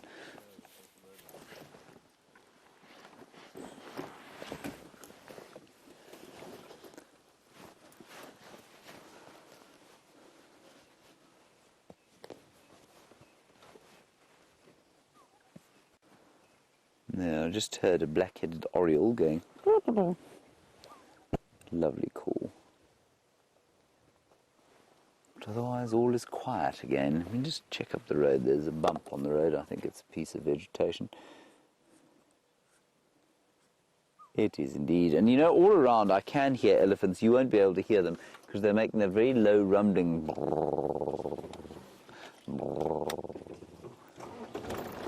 I think we'll carry on down the road here and we'll come back up the other way.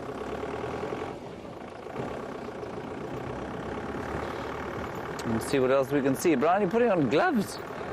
Yeah, this front is hitting us. Alas and alack. Lucky we're in a boat though, Bryan, so if it rains we can we'll be fine.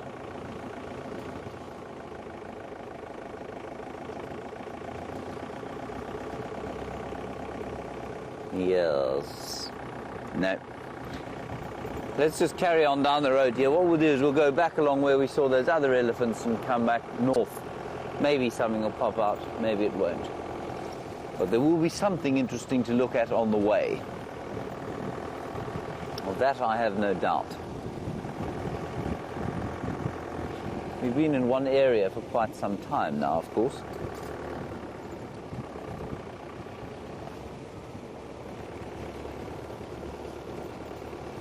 And we can just gently drift down the road here, Bryan.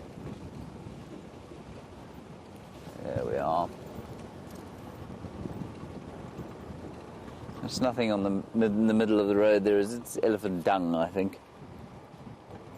Yeah, it's just dung.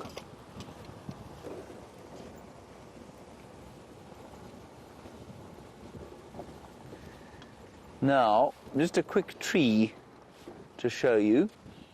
This tree here, which many of you will know, I'm sure, is called an ebony or a jackalberry, and what's interesting about it is that it's what we call semi-deciduous, which means that it's not going to lose all of its leaves at the same time in winter as a traditional deciduous tree does. But if you look at it to the left-hand side, just there, Bryan, just kind of bot down a bit, there, that bit there, it's losing its leaves there. And so it will lose its leaves kind of intermittently throughout the year and then gain them again, so that it's never completely without leaves.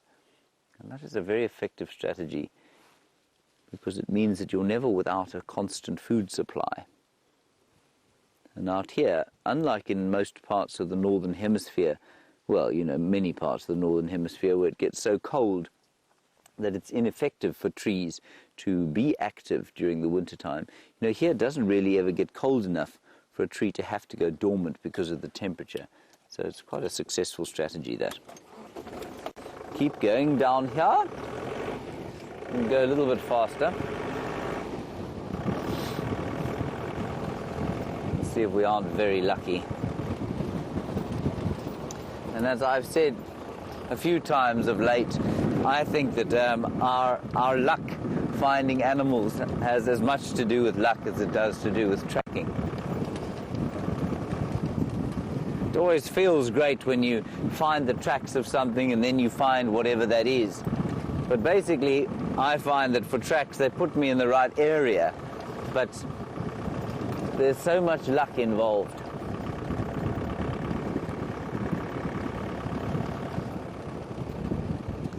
And here is all the elephant activity from this morning. You can see there on the road.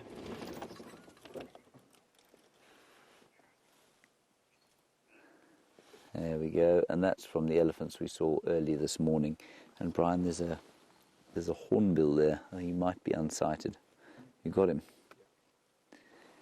Now, Corey, a very nice question from you. Can you judge the speed that an animal is walking from its tracks? You can, to a certain extent. The most obvious example is something like a lion. And a lion, when it is, you can tell the difference between front and back foot. And there's something in here as well, Bryan. I don't know what it is. I can just hear rustling. I think it's a little Franklin. It is. Corey, with a lion, when they're walking, the back foot does not reach over the top of the front foot. So when you can see exactly where they put their front feet and then their back foot comes down behind the front foot. If they're jogging or walking quickly, the front foot, at least the back foot, eventually lands on top of the front foot. And then if they're running, the back foot will go over the track of the front foot. So that's a really easy way of telling with a lion. There's a crested Franklin in there, everybody. He thinks we can't see him, you see. But with something, there we go, out he comes. Lovely. But Corey, with something like an antelope or what else? In any of the herbivores, basically, and the predators, you can tell whether they're running or walking by the amount of scuff there is. So a running antelope, or buffalo especially, will scuff up the sand more. And you can tell from that scuff whether it was strolling gently past or whether it was running away from something. I'll try and show you the difference if I find any obvious differences. That's a really nice shot of the crested Franklin, just lurking under what we call a white berry bush, looking for seeds and insects and maybe, yeah, I guess there could be some seeds from that white berry bush under there. Perfectly, perfectly coloured, aren't they?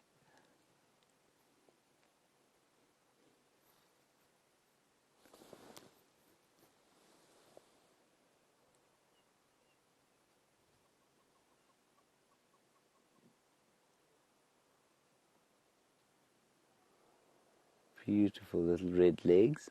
And the white flecking on the back, which gives it that sort of dappled appearance, which makes it very difficult to spot under a white berry bush like this. See how the eye stripe almost matches perfectly the colour of the termite mound behind.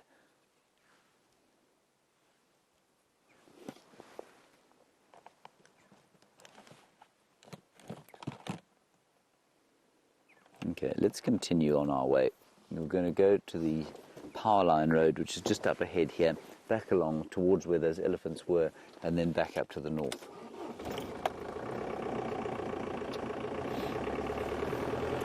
It's a very nice Franklin sighting.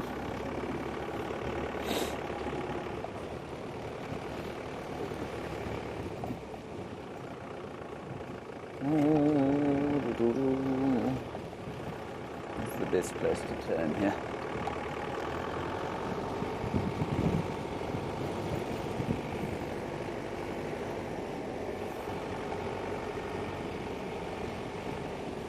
Right, let's turn up this way. Just an update on Karula. As far as I'm aware, she is knocking about. She's knocking about little Gari on an adult impala kill with her youngsters. So the chances of her wandering up this way, I'm afraid at the moment, are fairly small. But she'll finish that impala eventually and come up this way. There are a lot of kudu over there. Of course, as I go forward, they become entirely hidden by vegetation. Let me go a little, there we can see them.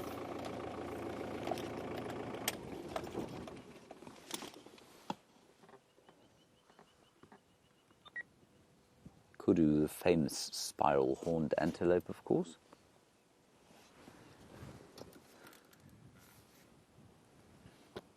Those ones having, well, there's a male. He's got spiraled horns. They'll all be pregnant, those ladies.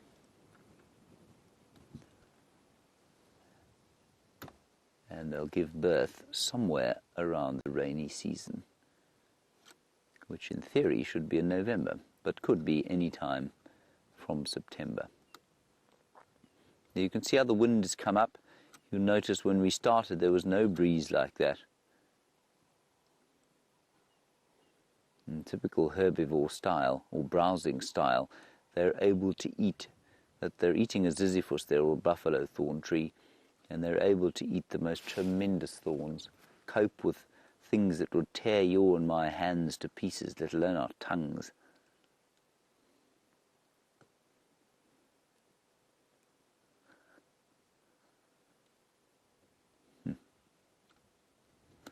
Very nice, Bryan. Kudu cows. Small groups they occur in, not very large.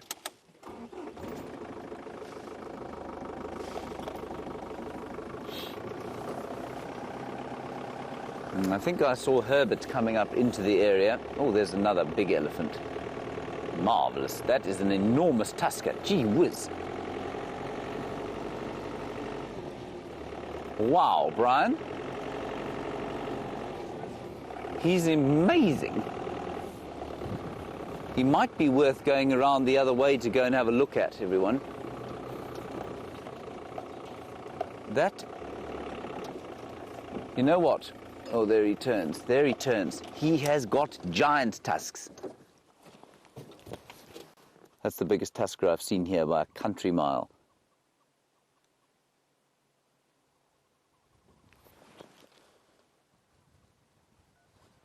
Oh, wow.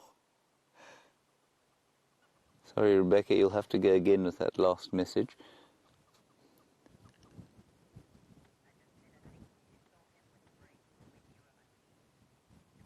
And apparently, Rebecca's just saying that she thinks this elephant was seen with Brent while I was on leave. Look at those incredible tusks. Now, they will never stop growing, those tusks, everyone. Let's just reverse back. He's walking towards a clearing now. We'll get a nice view of him.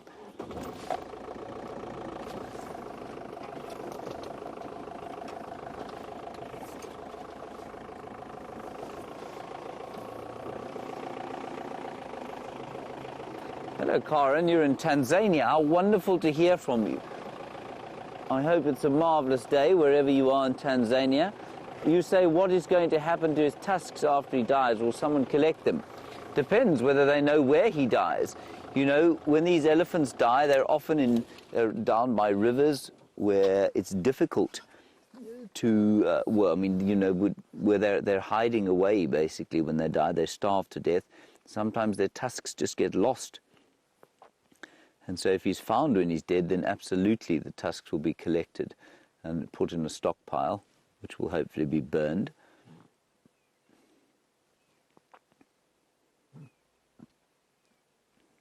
He is just magnificent.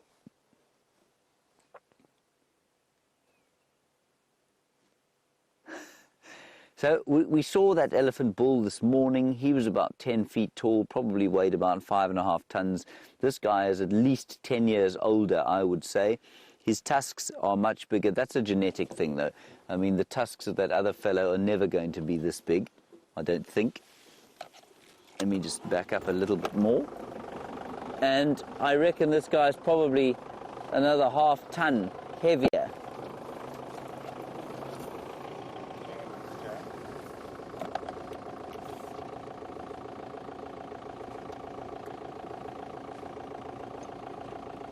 He's going straight towards those kudu.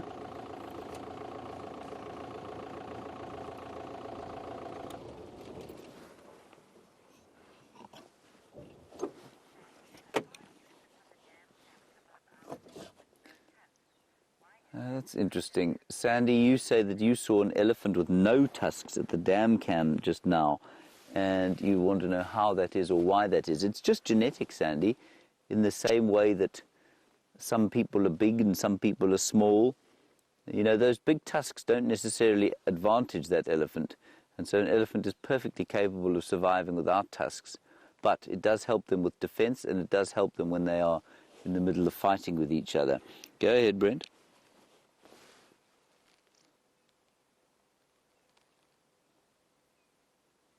He is absolutely fantastic. Let's get him going across the main road.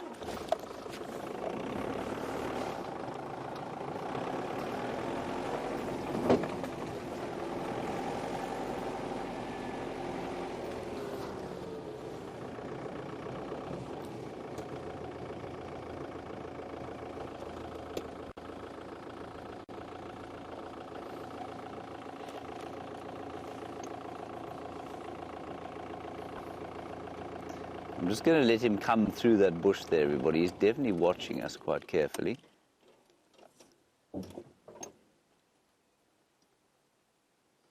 And it's amazing, you know, and this is completely psychological, but it's seeing an elephant with tusks like that is much more intimidating than seeing a same-sized elephant with smaller tusks. And that is there's no reason that should be the case. Well, he is in must. He's definitely in must. You can see him streaming between his back legs. He is an absolute giant.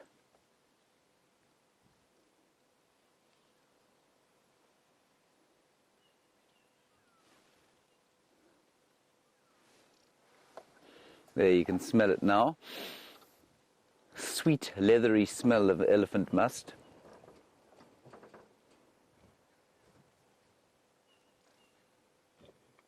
James. Go ahead.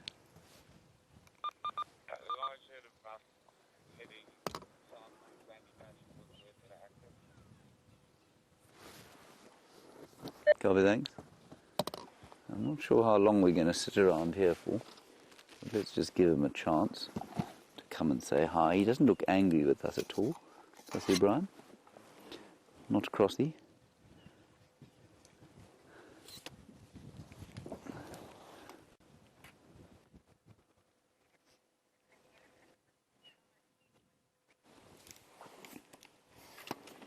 Chris, you ask a very valid question now, of course. If an elephant was to charge us, what should we do? It depends entirely on how close it is and whether the charge is genuine, and it's really a difficult question to answer. But if this elephant, for example, was to charge, it's highly unlikely an elephant is ever just going to turn and charge. They're far more likely to give you a warning, and if you don't heed that warning, then they might get irritated enough to come and chase you. But that certainly isn't the case with this elephant. Well, not yet. So, I mean, what he would do if he got cross would be to shake his head towards us. But I'll get onto that now, Chris. Let's just get a last view of him.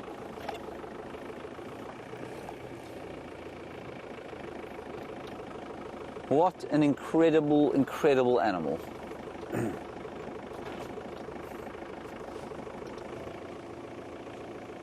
Get a view of him coming through here now. I think he's going to fetch up at Sydney's Dam in a little while. That's the sort of direction that he's heading. And I don't know if you can see there, but you can see maybe the urine dripping, and he loses a tremendous amount of water every day from that when he's in must, and it will mean that he has to go and have a drink fairly soon.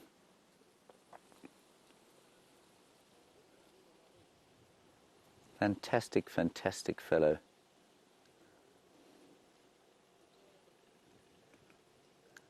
So Chris, if an elephant charges you, I mean, it's so difficult to answer. If it's a serious charge, you've got to get away. You know, you can try and stand your ground if you like, but an elephant, if it's very seriously going to charge you, well, not much is going to turn it. So your only recourse, basically, is to try and move out the way. The big thing, though, with an elephant is that they will warn you. Nine times out of 10, they will let you know that they're not comfortable with you, that they're irritated and they don't want you around. If you fail, and then you just move away. If you fail to heed those warnings, well, then you can obviously get yourself into quite a lot of trouble. But I think you'll find that, you know, 9 times out of 10 you will be warned. Now, what can happen with a bull like that? He's in must, so he could be irritated, and so he could just start coming towards you like he did a little bit on the road there. It's entirely possible that he could come sort of wandering along towards where you are, and then you get into a position there. Gee whiskers, look at the horns on this kudu. You see how widely spaced they are? He's very far away, so it won't be a great picture, but you'll get an idea. So, Chris, if he was to walk towards you, you get into a position where you have to decide, is it a good idea to move away and risk disturbing him by starting the engine, or should you just leave it and just sort of tolerate his presence very close to you? Now, I'm from the school of thought that says, if the animal is close enough to you that it makes you feel uncomfortable and therefore him uncomfortable, just increase the space.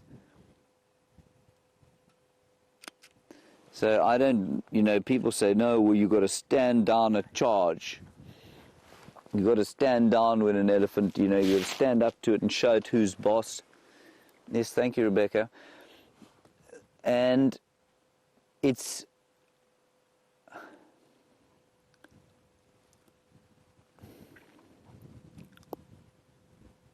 apparently that kudu is called Zeus. I'm not sure if it's the same one. Many of them, of course, have got wide horns like that.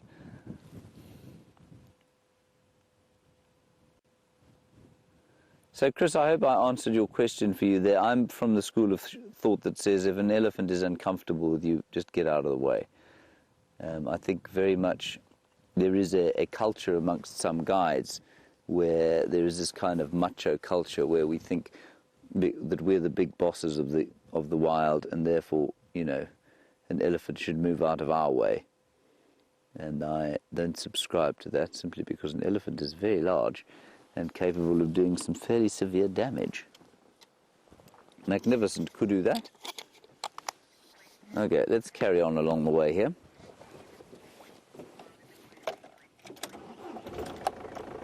And Justin, you're wondering if there's ever been an incident in the bush where I've been genuinely scared. Yes, quite a few actually. But I mean, you're going to have incidents where you make a mistake and an elephant will charge, or you might get charged by a leopard or a lion. Normally because you've cornered the animal by mistake. So I had my very first week of guiding, I was charged by a leopard, and that was simply because I was tracking her with 2 trackers. The trackers had split up and she felt cornered, so she charged in order to say to us, just get out of the way and leave me alone, which of course we did thereafter, and I was genuinely afraid then. Elephants and buffalo specifically are the ones you really got to watch out for on foot. Buffalo mainly because they can sleep fairly soundly behind a bush, and if you give them a fright, then they can get very upset with you. If they know you're there, they're normally absolutely fine if you're moving away from them.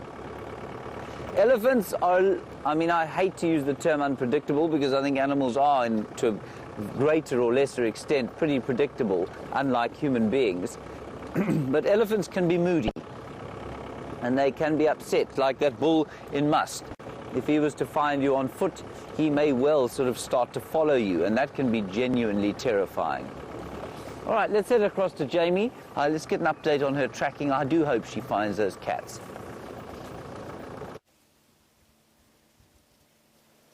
Oh, we're talking a little bit about tracking, and I know that you were discussing with James about being genuinely scared in the bush. I just want to sort of try and explain something. Have a look at the vegetation of this area, and I'm going to be quiet so that you can listen to the sound of the wind blowing through, and just look as we do a sort of a scan of the place where her tracks have disappeared. You'll get an idea of just what a challenge is facing us. Red-crested korhaan. Listen to the sound of the wind.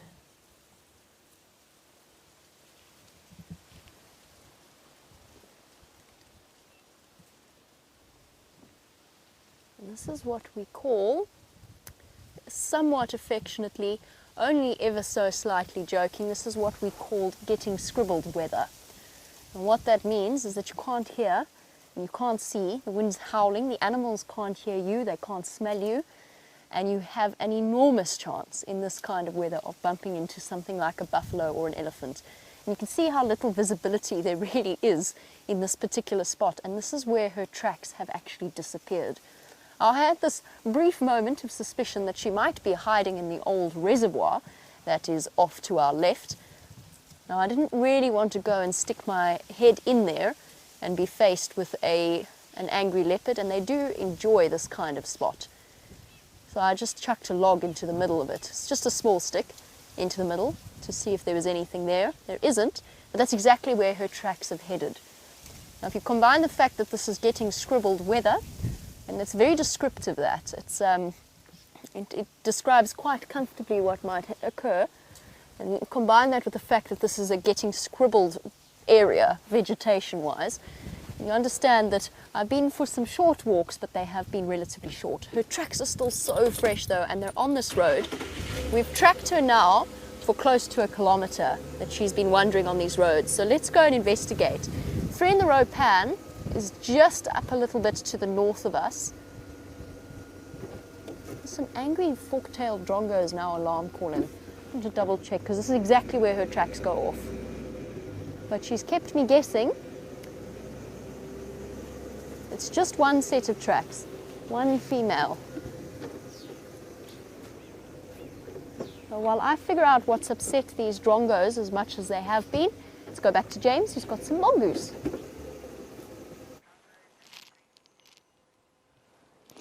Isn't that wonderful? Look at that, from that very, very large elephant bull down to these tiny little dwarf mongoose. And they're huddling there because in the same way that kids on a playground might huddle, I suppose, cold. And they just want a little bit of sun before they go out foraging to see what there is for breakfast. All huddled close together because the wind that has come up is a chilly one. And they don't like to be cold, these little mongoose. You can see their eyes shining in the sun. Now, I've been through this before, but I always think it's quite interesting. We've just seen that big elephant bull, and, you know, he weighs about 6 tons, 6,000 kilograms, and one of these dwarf mongoose probably weighs about 600 grams, so that's 100 times less than a, no, it's much less, it's much more than that. Hang on, let me just work this out. 0.6 times 1, 2, 3, 4, it's 10, it's 10,000 times less than an elephant. 10,000 of those little mongoose will go into that big elephant bull, and there's a reason that they need to huddle in a chilly wind like this, and that elephant does not. That elephant doesn't get cold, not in any way the same as these mongoose do, and that's because he is bigger, and that means that per his surface area because of his surface area, he cools down much more slowly and he heats up much more slowly than an animal like this. So these little mongoose will lose heat very fast when it's cold, and they'll gain heat very fast when it's too hot. And so their ability to balance temperature must be mitigated by this kind of social huddling behavior, by the ability to live. That's probably to a large extent why they live in termite mounds, because their temperature inside a termite mound is largely regulated. It's very cleverly designed by the original builders, the termites. And so the temperature inside is regulated. It never gets too cold, never gets too hot. And that's why you'll find, you know, dwarf mongoose and many other small animals living either underground or in termite mounds. So if you're little, yes, there's a greater, probably sweeter things to eat. You can eat little insects, and you could go and find a scorpion or an egg or make do with that. But there are disadvantages. There are pros and cons to just about every single strategy that the animals have out here. And the con of being little is that your energy balance is not very easy to maintain.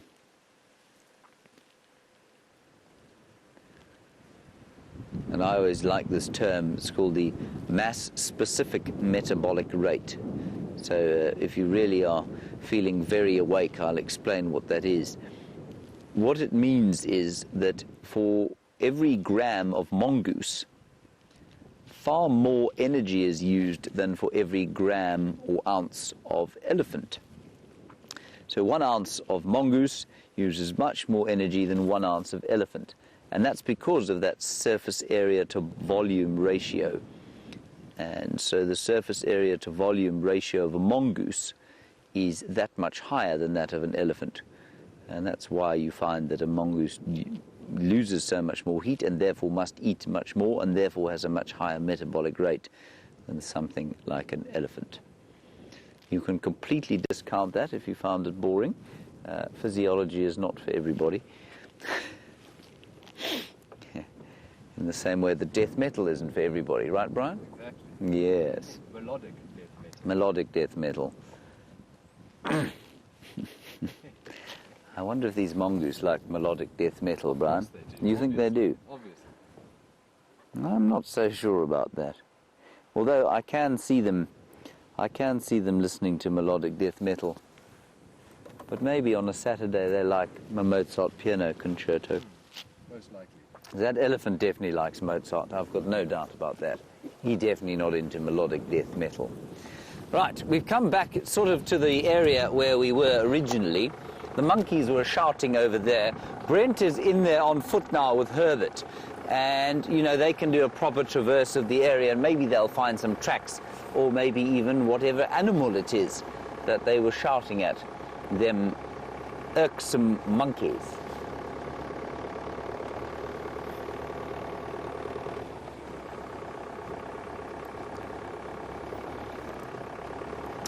Jason Jones, you say, could it be the wind? I'm not sure I've heard from Jason Jones before. Jason Jones, if I haven't, wonderful to have a question from you. You say, could it be the wind that's affecting where I'm hearing the alarm calls from? Absolutely, definitely, and certainly when I started hearing them, I couldn't pinpoint where they were, but I then saw the monkeys. So I could see exactly where they were, and I could see exactly where they were looking. So, you know, yeah, then I didn't have to worry too much about the direction of where I was hearing the sound coming from. But yes, the wind will absolutely make a big difference. And when I was off on foot, just kind of creeping around, when that wind came up, I stopped immediately just to stop and listen and make sure that my ears were kind of readjusting to the new atmosphere. Because if you don't do that, you can find yourself blundering into something. A, because they won't hear you, and B, because you won't hear them. So in the wind, you've got to be very careful about how you walk. You've got to be very aware of which way the wind is blowing. Which of course goes back to the question of, have I ever been genuinely scared? And, you know, it's so closely tied up with how comfortable you feel in an area, and how comfortable you feel in an area is so closely tied up with how well you understand it and how well you've been trained to cope with it. And there's no question that when I started doing this job and we had to walk around, you know, on our own in the bush, it was tremendously intimidating. I found it terrifying because I'd come from the city, I knew nothing about the wild. I had some theory from university, but as most of us are coming to realize, the theory from university is great if you're reading books, but almost completely useless in practice. And so I was genuinely afraid, and as the years have gone by and I've spent more and more time on foot in an area like this, so it is that it's become much less terrifying, and that's simply a function of understanding more about where I live. I've always maintained that anybody who comes into this area to work and doesn't feel some sense of, maybe not fear, but a sense of nervousness is deluding themselves. In the same way that were I to walk down a street in, say, the Badlands of Detroit. Oh, Bryan spotted a bird. You know, if I was to do that in complete ignorance, then I probably wouldn't be afraid. But if I was to do it knowing what the crime statistics are there, well, then I'd probably be scared. Now, that's a bateleur, everybody. And just appreciate the skill that that bird has. The wind is blowing strongly now from the southeast. It's changed direction from this morning's wind as the front has hit us, and it's not easy to fly. It's gusting, it's not consistent, and that bird is making hundreds of little tiny adjustments to its feathers all the time in order to stay balanced in the air, and you can see it almost kind of losing its balance regularly, but then it makes a whole lot more unconscious, completely unconscious adjustments. Bryan, there are elephants running behind us. Hang on, let me just reverse. There's a big bull elephant. It's the elephant bull that we saw this morning. He's trying to get it on, as it were, with a young cow. Oh, goodness gracious, look at this, Bryan. James.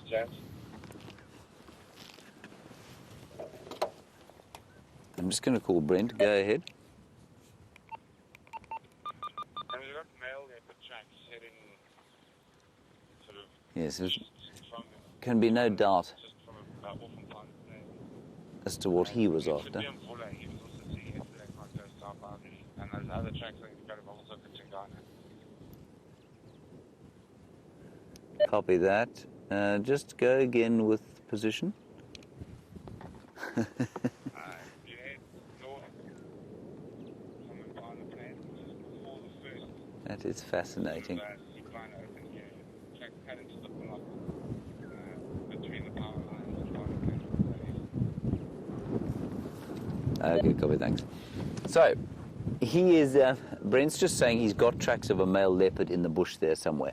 This elephant bull is in must, and he's trying to, obviously that female's probably coming into maybe her first estrus. She looks about 9 years old, and that's when they will come into their first estrus.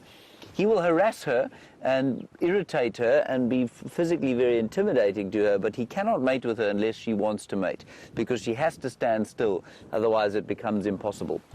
I think that other herd, that other bull, is tracking the same herd, and he's in must. And if that other bull comes across this youngster, there's going to be trouble.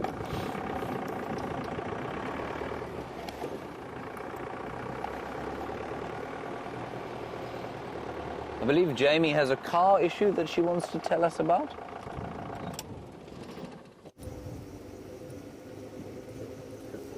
Well, judging by the clouds of dust that are billowing about, plus the curious noise emanating from Rusty's front right, I have concluded, also I can see, that we have acquired a passenger in the form of a very large stick that is wedged underneath the car.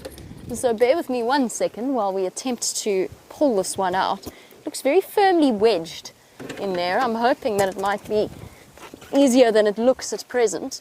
Oh, it's positively an entire tree. Oh dear. Oh.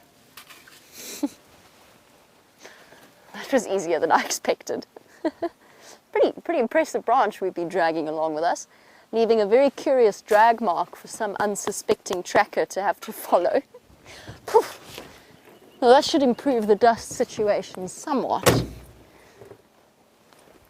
I've tried and tried to find this leopard. I think I'm going to move on for now, go and check the waterhole around the Cheetah Plains clearings, and then carry on and kind of return back in that way to circle around. It's very frustrating because I know that she's hidden there somewhere, but it could well be that in this weather she found herself with a perfect hunting situation. Very windy, very difficult to hear, and for the same reason that I was feeling relatively nervous walking in those monkey orange thickets, for the same reason that a duiker or a steenbok or even an impala might feel exactly the same. And there's a good chance that she's just hiding up somewhere in that block with a kill underneath a tree somewhere. You know, if I don't find her tracks coming out towards in this direction, then I'm going to jump off and go for another walk in that block. Now while we search, it seems as though James is having an elephant-filled morning, and he has more to show you.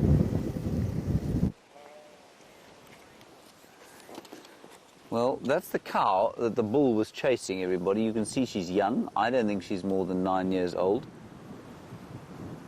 And that's about the time that they might first breed. Now I'm going to wait here because I think old amorous bull is going to come knocking out of the bushes here very soon. There he is. Here he comes. He can smell her.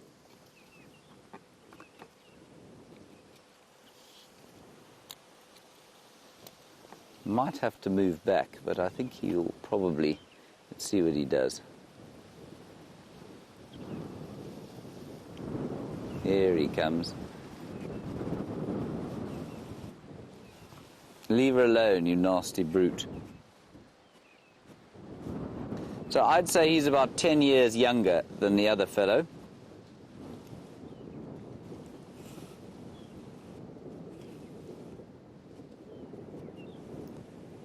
We may have to move fairly smartly, but let's see.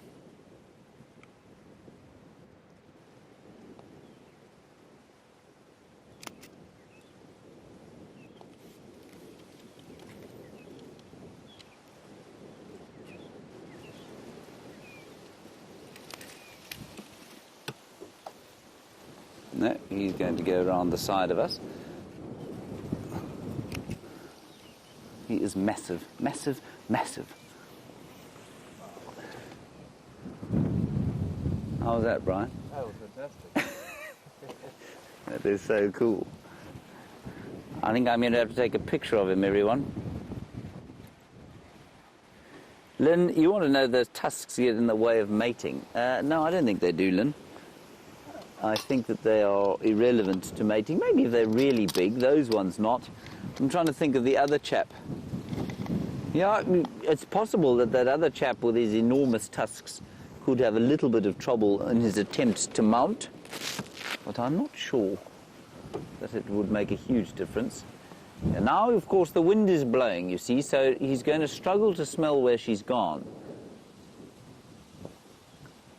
But I suspect she must be, if she's not in full estrus, she must be in kind of the initial phases, because he wouldn't be harassing her like this unless he had smelt something that made him think, ooh, hello, hello, hello.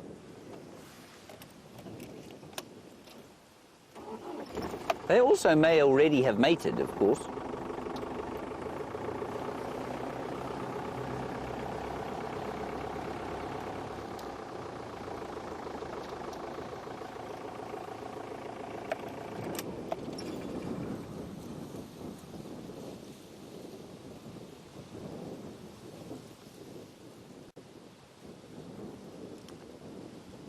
He may also decide that he's now frustrated and irritated, and so he's going to take it out on us. Don't be silly. There we go. Good fellow. He saw Bryan and thought, no, that chap's a bit big.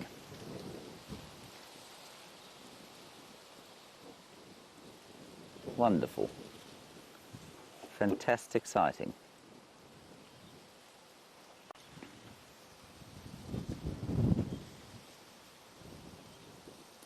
Now just watch how that massive animal disappears into the bush there. And Matthew, a very good question from you. How many different species are there of elephant in the Kruger National Park? Matthew, there are only 2 species of elephant in the world, and one of them is called a forest elephant, and they live in the Central African rainforests, and Brent has certainly had some experience with them. You can ask him about his gammy right hip if you like, and he'll tell you about them. They don't occur here. They only occur in the deep rainforests of the Congo Basin and around there. And the rest of the elephants in the world, well, not the world, sorry, in Africa, are African elephants, Loxodonta africana. The forest elephant could well be a similar species, and we're not really sure if there actually should be designated different species or perhaps just subspecies of each other. Jamie has got a wildebeest. Let's go and see him. Everything today is thoroughly nervous, including, I don't really know if this is Normalus Norman or Normal Norman, the GNU. I know that Brent has named both wildebeest males that hang around the Cheetah Plains area. But we're in the sort of the halfway point between Gormless Norman, no. What's his name again? Oh, I've forgotten now. Normless Norman, that doesn't make any sense. Anyway, never mind. It's one of the wildebeest males that has been guarding the territory. Normal Norman, and his other one, is a bit further to the south, and the 2 of them tolerate each other, but we found ourselves right in the middle of the no man's land between the 2 of them. I don't lay claim to that name, that was Brent. We're going to carry on. I'm not going to follow the wildebeest. We're going to go and see if we can't find the harrier hawk that just came flying past. A gymnogene or a harrier hawk, one of my favorite birds to watch. It was being thoroughly mobbed by a group of crested, oh goodness, what are they called? Lapwings, sorry. Had a serious brain freeze moment there. It's the wind. It's blowing all my thoughts straight out. Now, these 2 guys, along with several others, along with the Senegal lapwings, were mobbing the harrier hawk as it flew through. Oh. Hear them and the lapwings. There we go. There's the crested lapwing, pottering along. Now, speaking from experience, they can be exceptionally defensive of their nests and their babies, and gymnogenes and harrier hawks are renowned and specialized nest raiders. But they made sure that that harrier hawk did not stick around in any way, shape or form, and they chased it off towards the more southern open area of the plains. So let's go and see if we can't find it. Still at the same time double checking for wherever this leopard went. Her tracks haven't come out here as far as I can tell, but with all of the animals moving backwards and forwards to the water, they might just have walked over her tracks. So we'll keep an eye out for them, and of course whenever we come to this area we always start to look for tracks for cheetah. We've got the 2 male cheetah that hang around a lot in this area. Where did you go, Gymnogene? I sympathize though with that harrier hawk, having been attacked by the lapwings myself as a child, running through and accidentally disturbing the area where they nest. They will come down and they will pick you on the head. They've drawn blood from my head before, so I do understand its reluctance to hang around. You can hear the wind is absolutely howling out here on the plains, and I guess that's, whoop, if you needed any further evidence, you've just seen it. I'm not even sure my hat's going to stay on for any extended period of time. And this, I think, is the beginning of the cold front on its way. Those wispy cirrus clouds on their way. Cape Town once again sending us their horrible weather.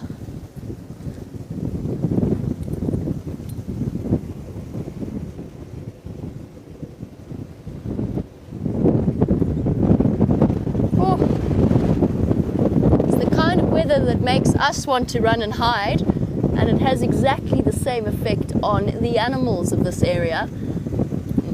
Cheetah Plains is completely devoid of mammal life at the moment. Everything is hiding away.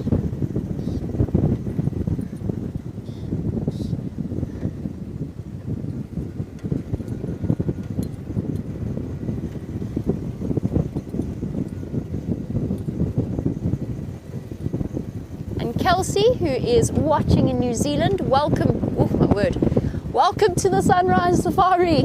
As we yell above the sound of the wind rushing past, you wanted to know, oh my goodness. I think we better start running for the nearest dense vegetation because this is ridiculous. I feel like I'm about to blow away. Oh my word. Kelsey, it is this entire reserve, the space that is open to all of the animals, is 4 million hectares worth of, or almost 4 million hectares worth of unfenced wilderness, which is absolutely enormous. It gives them loads of room to move about. It's larger than certain small countries. It's larger than Wales in the United Kingdom.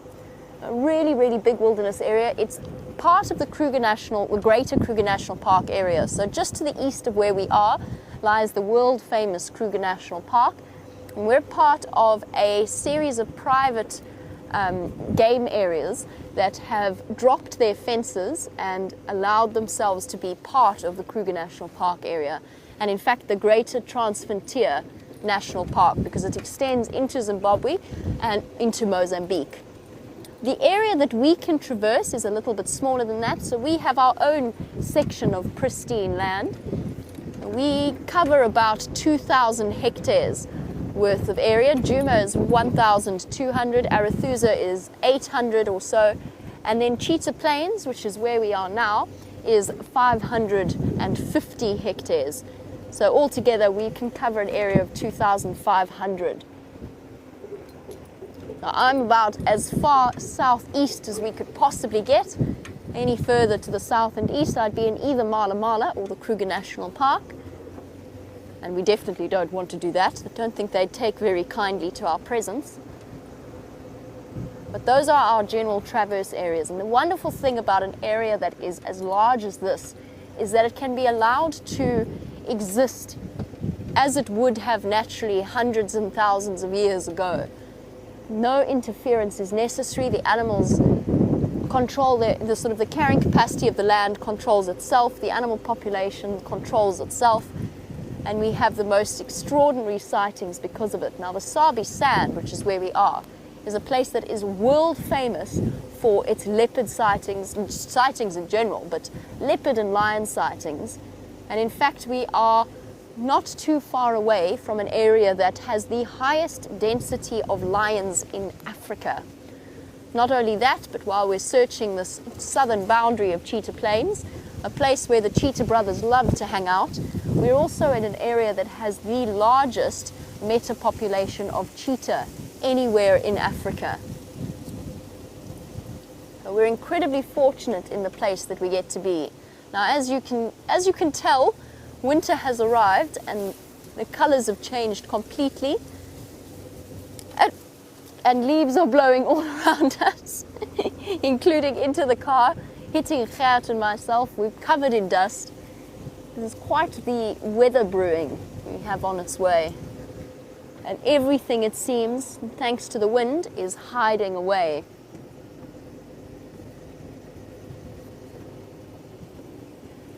Now, speaking of the cold, Cindy was wondering if there are any animals out here that love it. And the answer is probably yes, actually. I would say that most of the larger animals enjoy it. The elephants in particular are far more playful, in my opinion, at this time of year. Ooh, black-bellied bustard. Cindy, I'll get back to your question in 1 second. Here's a fun bird for us to have a look at. Wandering about. We heard its cousin earlier when I stopped and talked about the fact that it is quite scary out here in this kind of weather.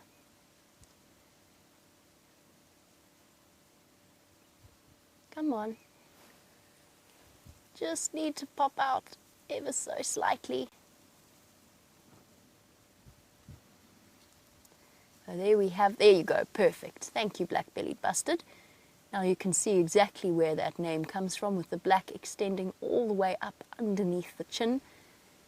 And this is a male. The male black-bellied bustard's much more striking. Whoopsie, did you fall over there? Just a little bit. Bit of an overbalance, overzealous reaching for food. Oh, this weather's crazy. Oh, it's definitely one of my favorite bird calls. The male does a whistle, a descending whistle, and then a champagne cork popping sound.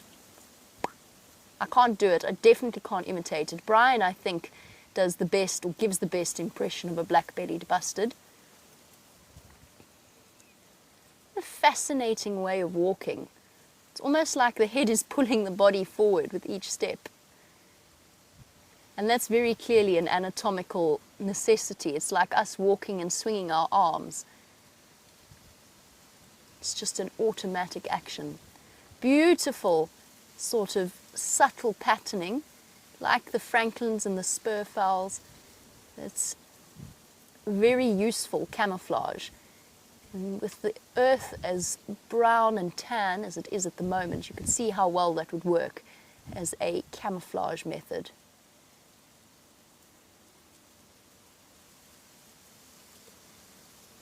Isn't he beautiful? Long, strong legs, immediately pointed out as the cousin of the largest flying bird in the world. And that is the Kori bustard, or at least the heaviest flying bird in the world. Now, we could see a Kori bustard out here. I haven't yet, but it is on my wish list, and the plains of Cheetah Plains, I think particularly in summer, will be a good place to come and spot them. This is a relatively large bird, but the Kori bustard, its cousin, can reach up to 17 kilograms, so 35 odd pounds, which makes it the heaviest flying bird. But with those long legs and very large feet, clearly gives the impression that this is a bird that spends the majority of its time walking on the ground. And there he goes.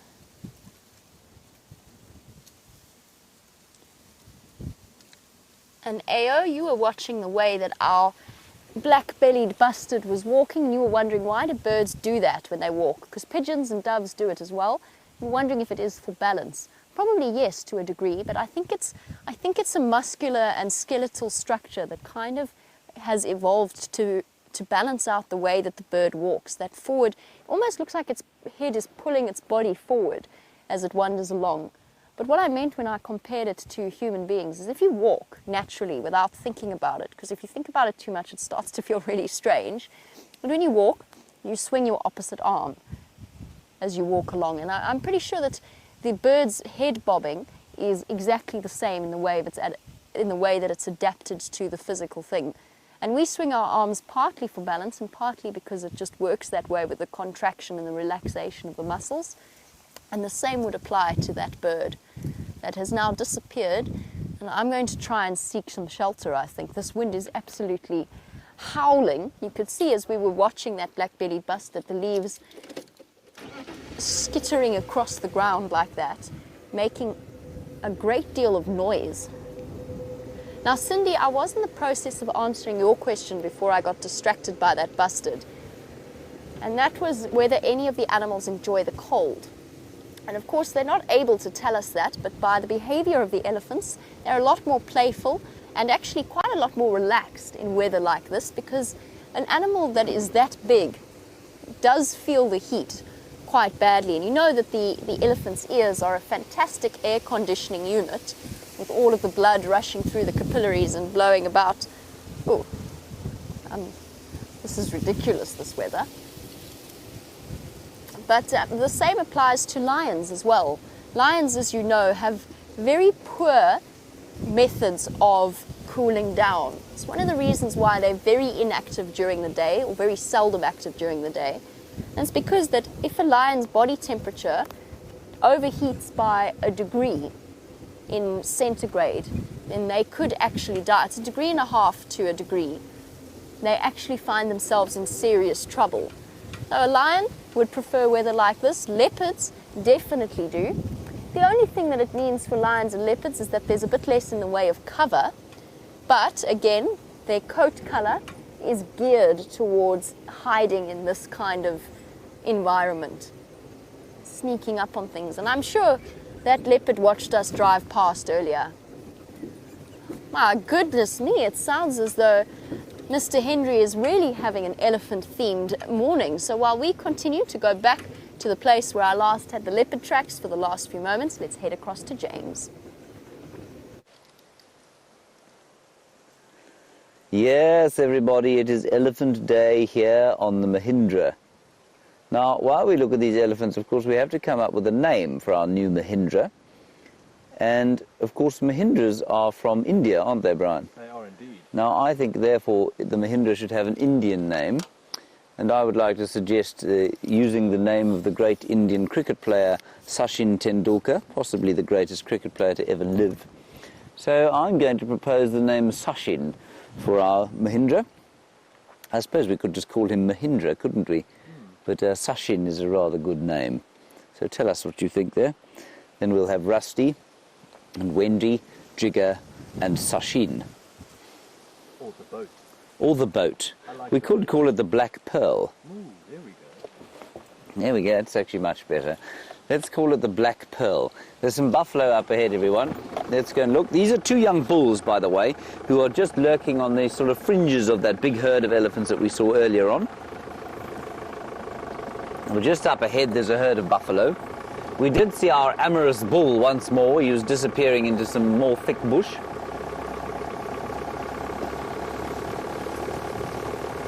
I say there was a herd of buffalo. I saw 3 or 4 here and assumed it was a herd. They have now, of course, disappeared.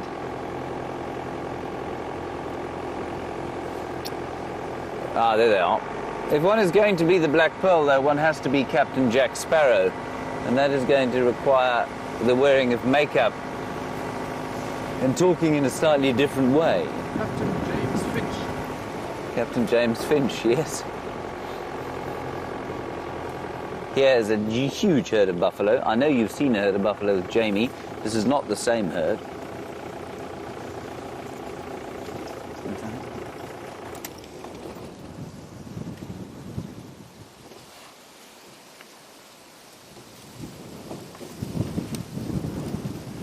Oh, the wind doth blow, Bryan, with a great enthusiasm.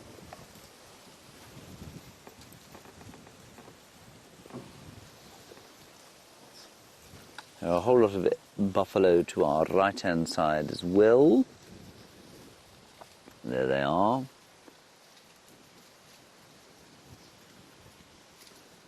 And I'm continuously amazed by the buffalo in the northern Sabi sands, which remain quite nervous of vehicles no matter how many cars they see.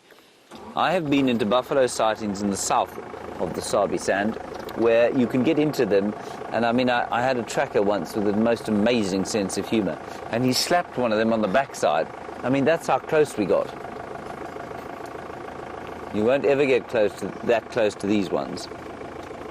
They're always slightly alarmed.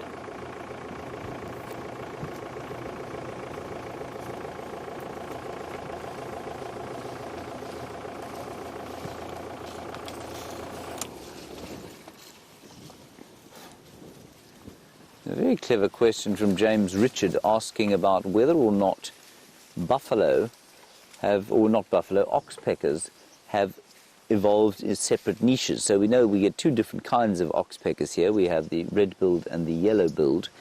And James, you say, is there any reason they would have evolved into 2 different species? James, they do have a slightly different feeding technique. If I'm not mistaken, I may get wrong which one is which, but the red-billed is a comber. It combs through the hair, so it probably takes much smaller ectoparasites. whereas the red-billed is more a pecker than it is a comber, and so it probably takes slightly larger parasites. And I think that's all it is. It definitely is a slight separation of the trophic or feeding niche. And they also live in slightly different habitats normally. We're in an overlap area here where they tend to, they both occur. The further north you go, so the more the yellow-billed replaces the red-billed, until you get up to an area like Palaboa or north into Pafuri, where there are far more yellow-billed than there are red-billed, and they just seem to be able to cope in slightly drier areas than the red-billed does. Not sure why, or what part of their physiology allows them to do that. This is a very large herd of elephants, at least buffalo.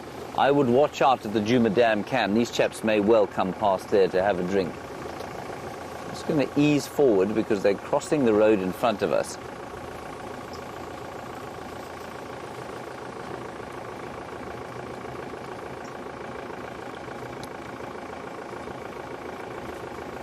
Don't freak out.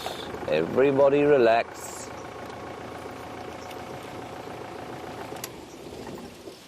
And Greg, I was talking about ectoparasites and ticks, and you want to know if ticks here carry Lyme's disease.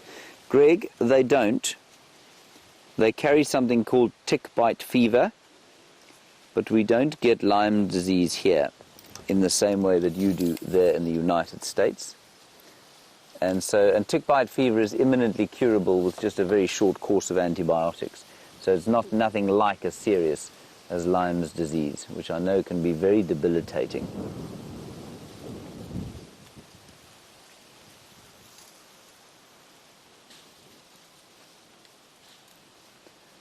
Amazing how the wind is blowing through the leaves and rustling.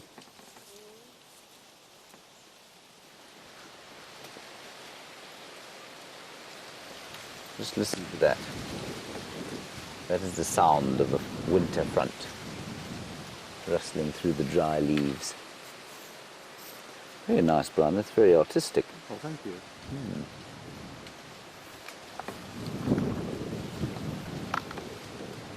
And Shamsun, nice one from you. Are you wondering, is it unusual that we're not seeing so many young calves? Is it the wrong time of year?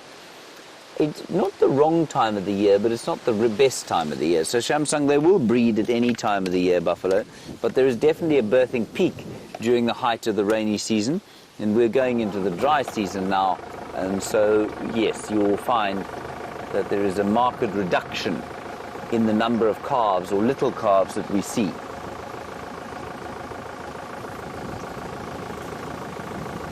Oh, I'm getting dust in my eyes, Bryan.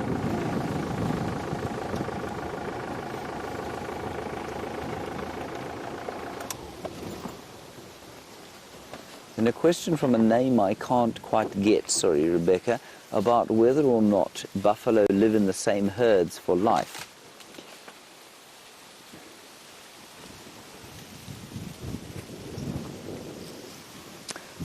Debt. That's an interesting one. I don't think I've had a question from you before. Debt, you want to know if buffalo live in the same herds for life or if they change it up a bit when they get bored.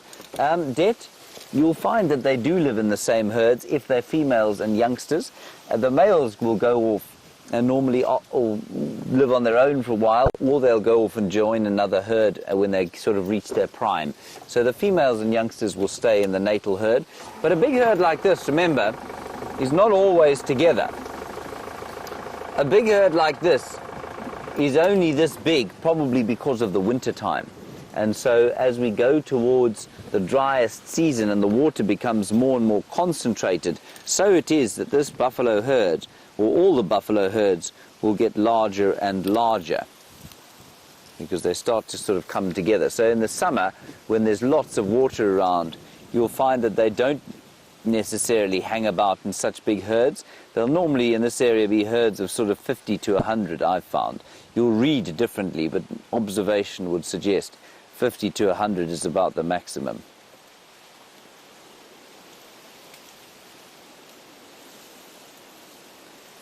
And then when they split up again, so when this big herd splits up, I think you'll find that some will find themselves in a different herd from the one that they joined the herd in, if you know what I mean.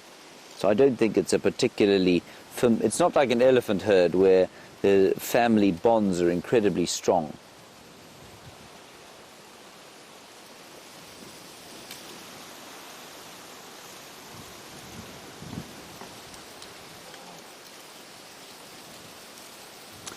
And Abhishek, along the same lines as Chris was asking about the elephants earlier, you say, is there any indication that they will give before they charge? Well, these buffalo wouldn't charge. A herd of buffalo will almost universally run away from you unless it is set upon by lions, in which case it might then try and charge the lions. But us, you can see that they're just moving away from us. They have no real sort of desire to have anything to do with us. And so I think you'll find that the chances of a herd of buffalo like this charging us is almost negligible. But yes, they will give some kind of indication. The bulls especially will indicate if they're going to charge you by grunting, and then they'll lift their heads and snort.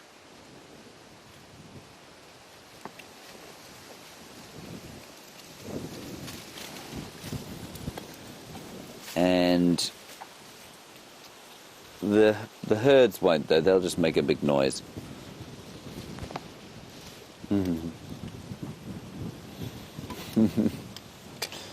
I love this question because I've thought of it so often myself. Charlotte, you saying, are the prey animals like this, the herbivores, do they ever relax, or are they always constantly looking over their backs, wondering what's going to try and eat them? And Charlotte, I think the answer is that no, I don't think they do relax. You know, I think they are constantly on the lookout. I don't think they notice. I don't think they really know the difference anymore. You know, they've been doing it for so long, so they probably don't notice at all. But the only animal, well, the two animals that I've seen relax out in the bush, but the only animal that I've seen truly chill out is the lion. They will lie down and truly go to sleep for lengthy periods and not wake up. Leopards to a lesser extent. Elephant bulls can also relax, and I've seen herds, especially with young elephants, relax. But I've very seldom seen a very relaxed elephant cow. They're always on the lookout for things. And buffalo and impala and kudu and nyala and bushbuck and waterbuck and wildebeest, no, they're always terrified. I think it must be the most stressful life. Yeah, I mean, they're on the edge of trauma just about all the time, I think.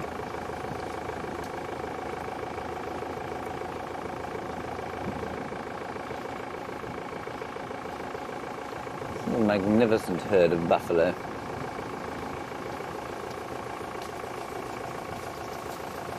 Matthew, you're wondering about a hierarchy in a vast herd of beefies like this. Do they have a hierarchy? Matthew, they do. It's not very strictly enforced, but they do definitely have a hierarchy. And what you'll find, we're right in amongst them now, this is wonderful. What you'll find is that the females have a hierarchy that, is basically based on age. It's not, like I say, particularly well or definitely held or maintained, but it is definitely there. And the bigger females will be the ones that lead the herd when they move.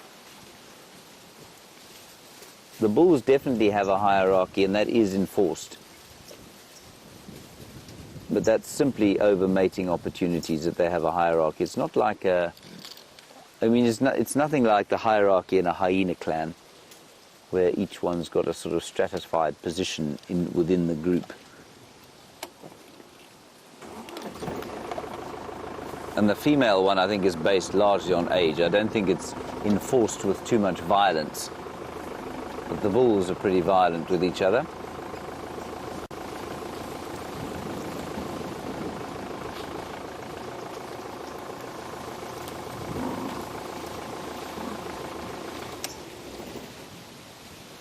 Now, Avishek, another nice one from you about colour blindness. And you say, are buffalo blind?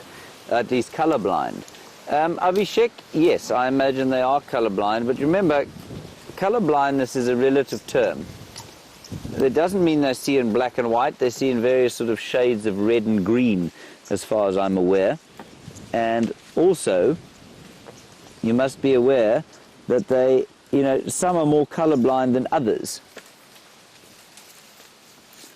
So while some will be colourblind, at least some animals are colourblind completely, something like a lion, I think you'll find that the colour vision on a buffalo herd like this is probably that much better than it is in something like a lion.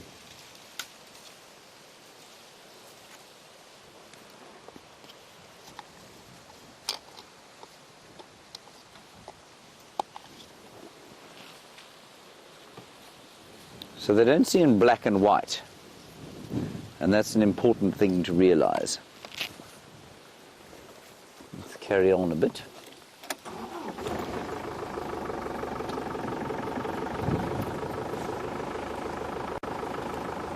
This is an entertaining herd of buffalo, isn't it, Bryan?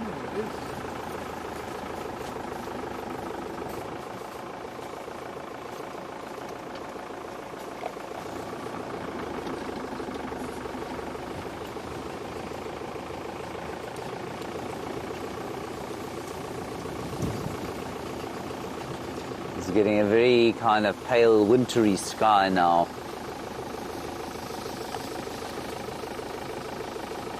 And that's because of the wind. All right, let's leave these buffalo. They're going into some thickish bush. We'll let them relax there.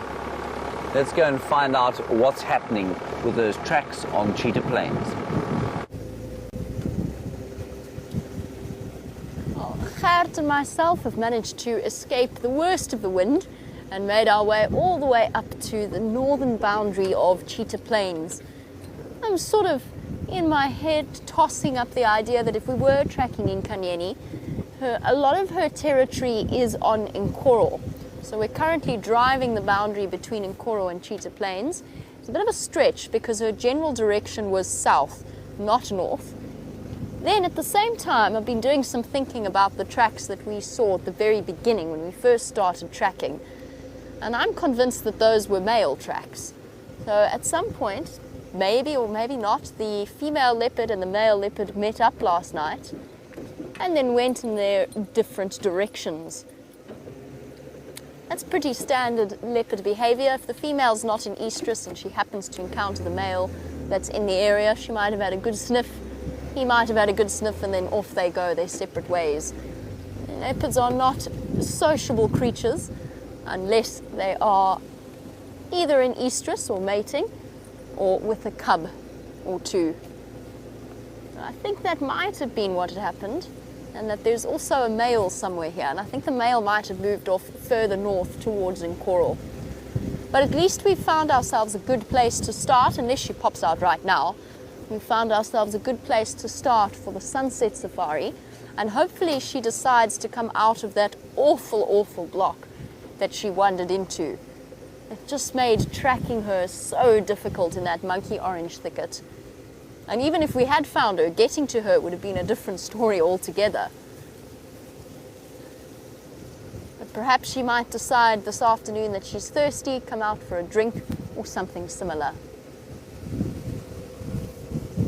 This is perfect leopard hunting weather. With this wind howling like this, and a very warm welcome before we come to the end of our sunrise safari to a new viewer, John Chang, who was wondering whether or not we can see his comments. We can, and welcome to our live safaris. I hope that you will find yourself as addicted as some of our other viewers have found themselves. We are on every day, twice a day, for 3 hours in the morning and 3 hours in the afternoon. I'm not sure exactly where you're watching from, John, but you will be able to see us twice a day, unless something goes wrong with our stream, but that very seldom happens. Welcome you to our safari, and I beg you to keep on watching and to tell all of your friends about these live safaris. The more viewers we get, the more extraordinary things we will be capable of accomplishing. It's fantastic to have you on board, and I look forward to sharing some of the stories of our most famous animal characters, from the lions to the leopard that evaded us this morning. I haven't given up yet though. There's still a few minutes, there's still a few moments. She might just pop out. You never know. The joy about these live safaris, John, and to any other new viewers, is that they are live, which means we can't plan and we certainly can't script. We cannot edit or change the facts. We show you exactly what is happening and we try and share what we guess has happened while we've been away. It's probably the truest reflection of wildlife in this area that you will ever be able to watch. And the joy, of course, is that people from around the world can watch from the comfort of their armchair or couch or sturdy, ergonomically designed, back-supporting study chair and watch us track leopards and lions and all kinds of wonderful things.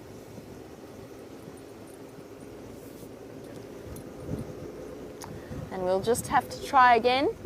At least we're not starting from scratch this afternoon, but we will have to try again and see if we can't figure out where these leopards have gone. And of course, which leopard we were tracking, because it's right on the boundary of Thandi and Nkanyeni's territory. I'm not sure. I've never seen Nkanyeni, or at least I've never seen exactly how large her tracks are. I have seen Thandi, and her tracks look to be about that size, or the size of the leopard we were tracking. We're about to go through a bit of a signal dip, so while we do that, James has found another of our wonderful creatures, a warthog.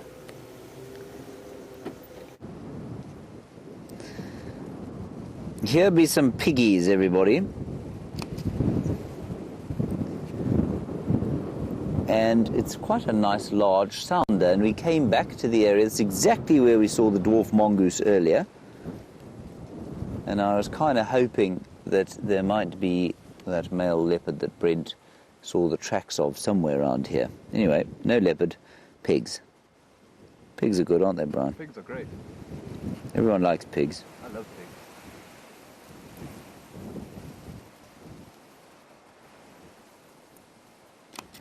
And they really are not normally that relaxed around us here.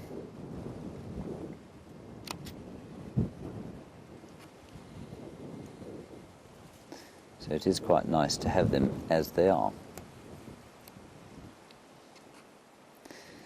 They will be very wary.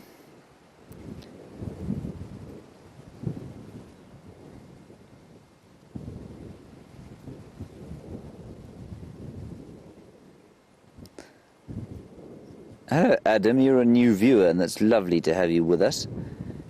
You want to know which animals are becoming endangered in this area. Adam, you know, we're in a place called the Kruger National Park, and the Kruger National Park generally is, has had a fairly steady state of affairs for quite a long time. So no animals are becoming endangered here so much. There are animals that used to be here that aren't here in such great numbers anymore, and there are animals that are endangered everywhere that do occur here. So in terms of the former, animals that are sort of reducing in their numbers but aren't necessarily endangered, I suppose the roan, sable and eland would be the most obvious ones. Those are antelope species, and they don't occur in the same numbers that they used to here, largely because of water provision by human beings. And then endangered species that actually occur here that, are endangered everywhere would be African wild dogs, of course, the famous painted wolf of Africa, and then also, cheetah occur here, they're also pretty endangered, and black rhino is the other obvious one. The black rhino is a highly endangered animal, and they do occur here from time to time. But in terms of something going sort of extinct over here, no, I think we're okay on that score. But welcome, Adam. Lovely to have you with us, and I hope that you will continue to watch and mainly continue talking to us, because it is so very good to hear from all of you from all over the world. Astounding that we're able to do this.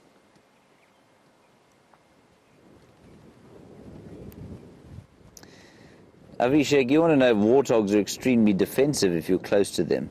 They can be, but they also tame, you know. They tame really well.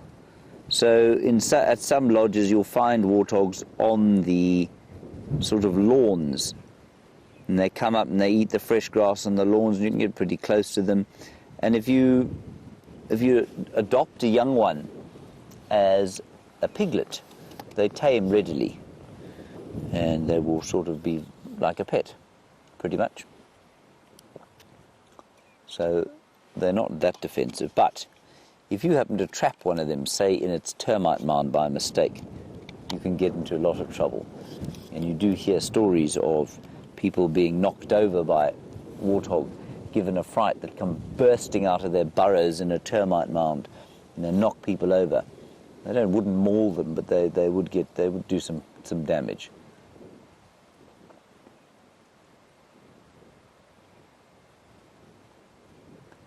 The wind really is starting to blow now.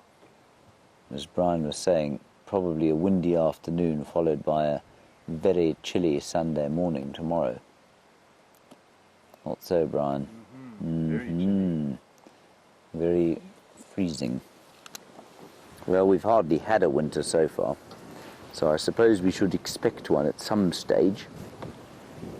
Not entirely unusual to have winter every year, is it, Bryan? Not that unusual. No, it's normal. We often have winter. And Nature's Darling, you're asking about the parenting of warthogs, and you want to know if an orphaned warthog would be looked after by others.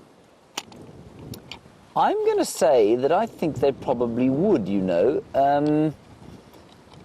If I'm not mistaken, warthogs do cross-suckle. So you've got a sounder here. Let's just take the binoculars out and see exactly what the social makeup is here. You know, warthog sows will often be sort of in pairs, and they'll have babies at a similar time. And then I think that they, if I'm not mistaken, they do cross-suckle. And so I think, yes, it's well possible. If it's a very small piglet, I think you'll find that it will die.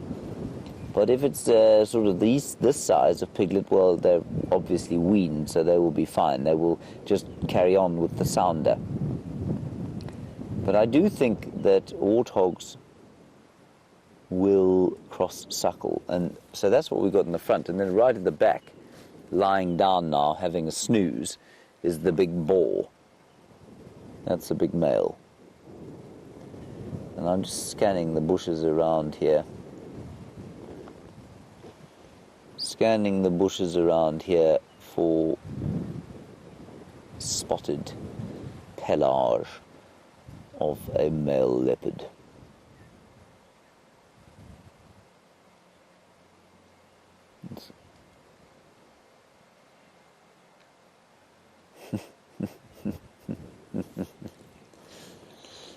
Hello, Lion Eyes from Texas. I see that you are particularly concerned about Hoppy. Hoppy, of course, is Gendre's new name because he's managed to damage his foot again, and you want to know if he's managed to seek medical attention. Yes, we sent him to the doctor yesterday. The doctor gave him 7 kilograms of various medications to take, which we are hoping is going to solve the problem. If it doesn't, I have offered to cut his foot off for him. He looked a little terrified and went into his room after that happened, but we think he's going to be okay. Now, of course, we need him to be okay for next week, because on Saturday and Sunday next week we have our TV shows, our Father's Day specials, and that'll be going out on National Geographic Wild. To the United States television. We're going to be stars, Bryan. Right, that's it from us, everybody. Thank you very much for coming along. I'm going to say a fond farewell from Jamie on the other vehicle. She's being filmed by Gert at the moment. They're on their way back from Cheetah Plains, so they don't have any signal. Thank you, Bryan, for your efforts today. Well done.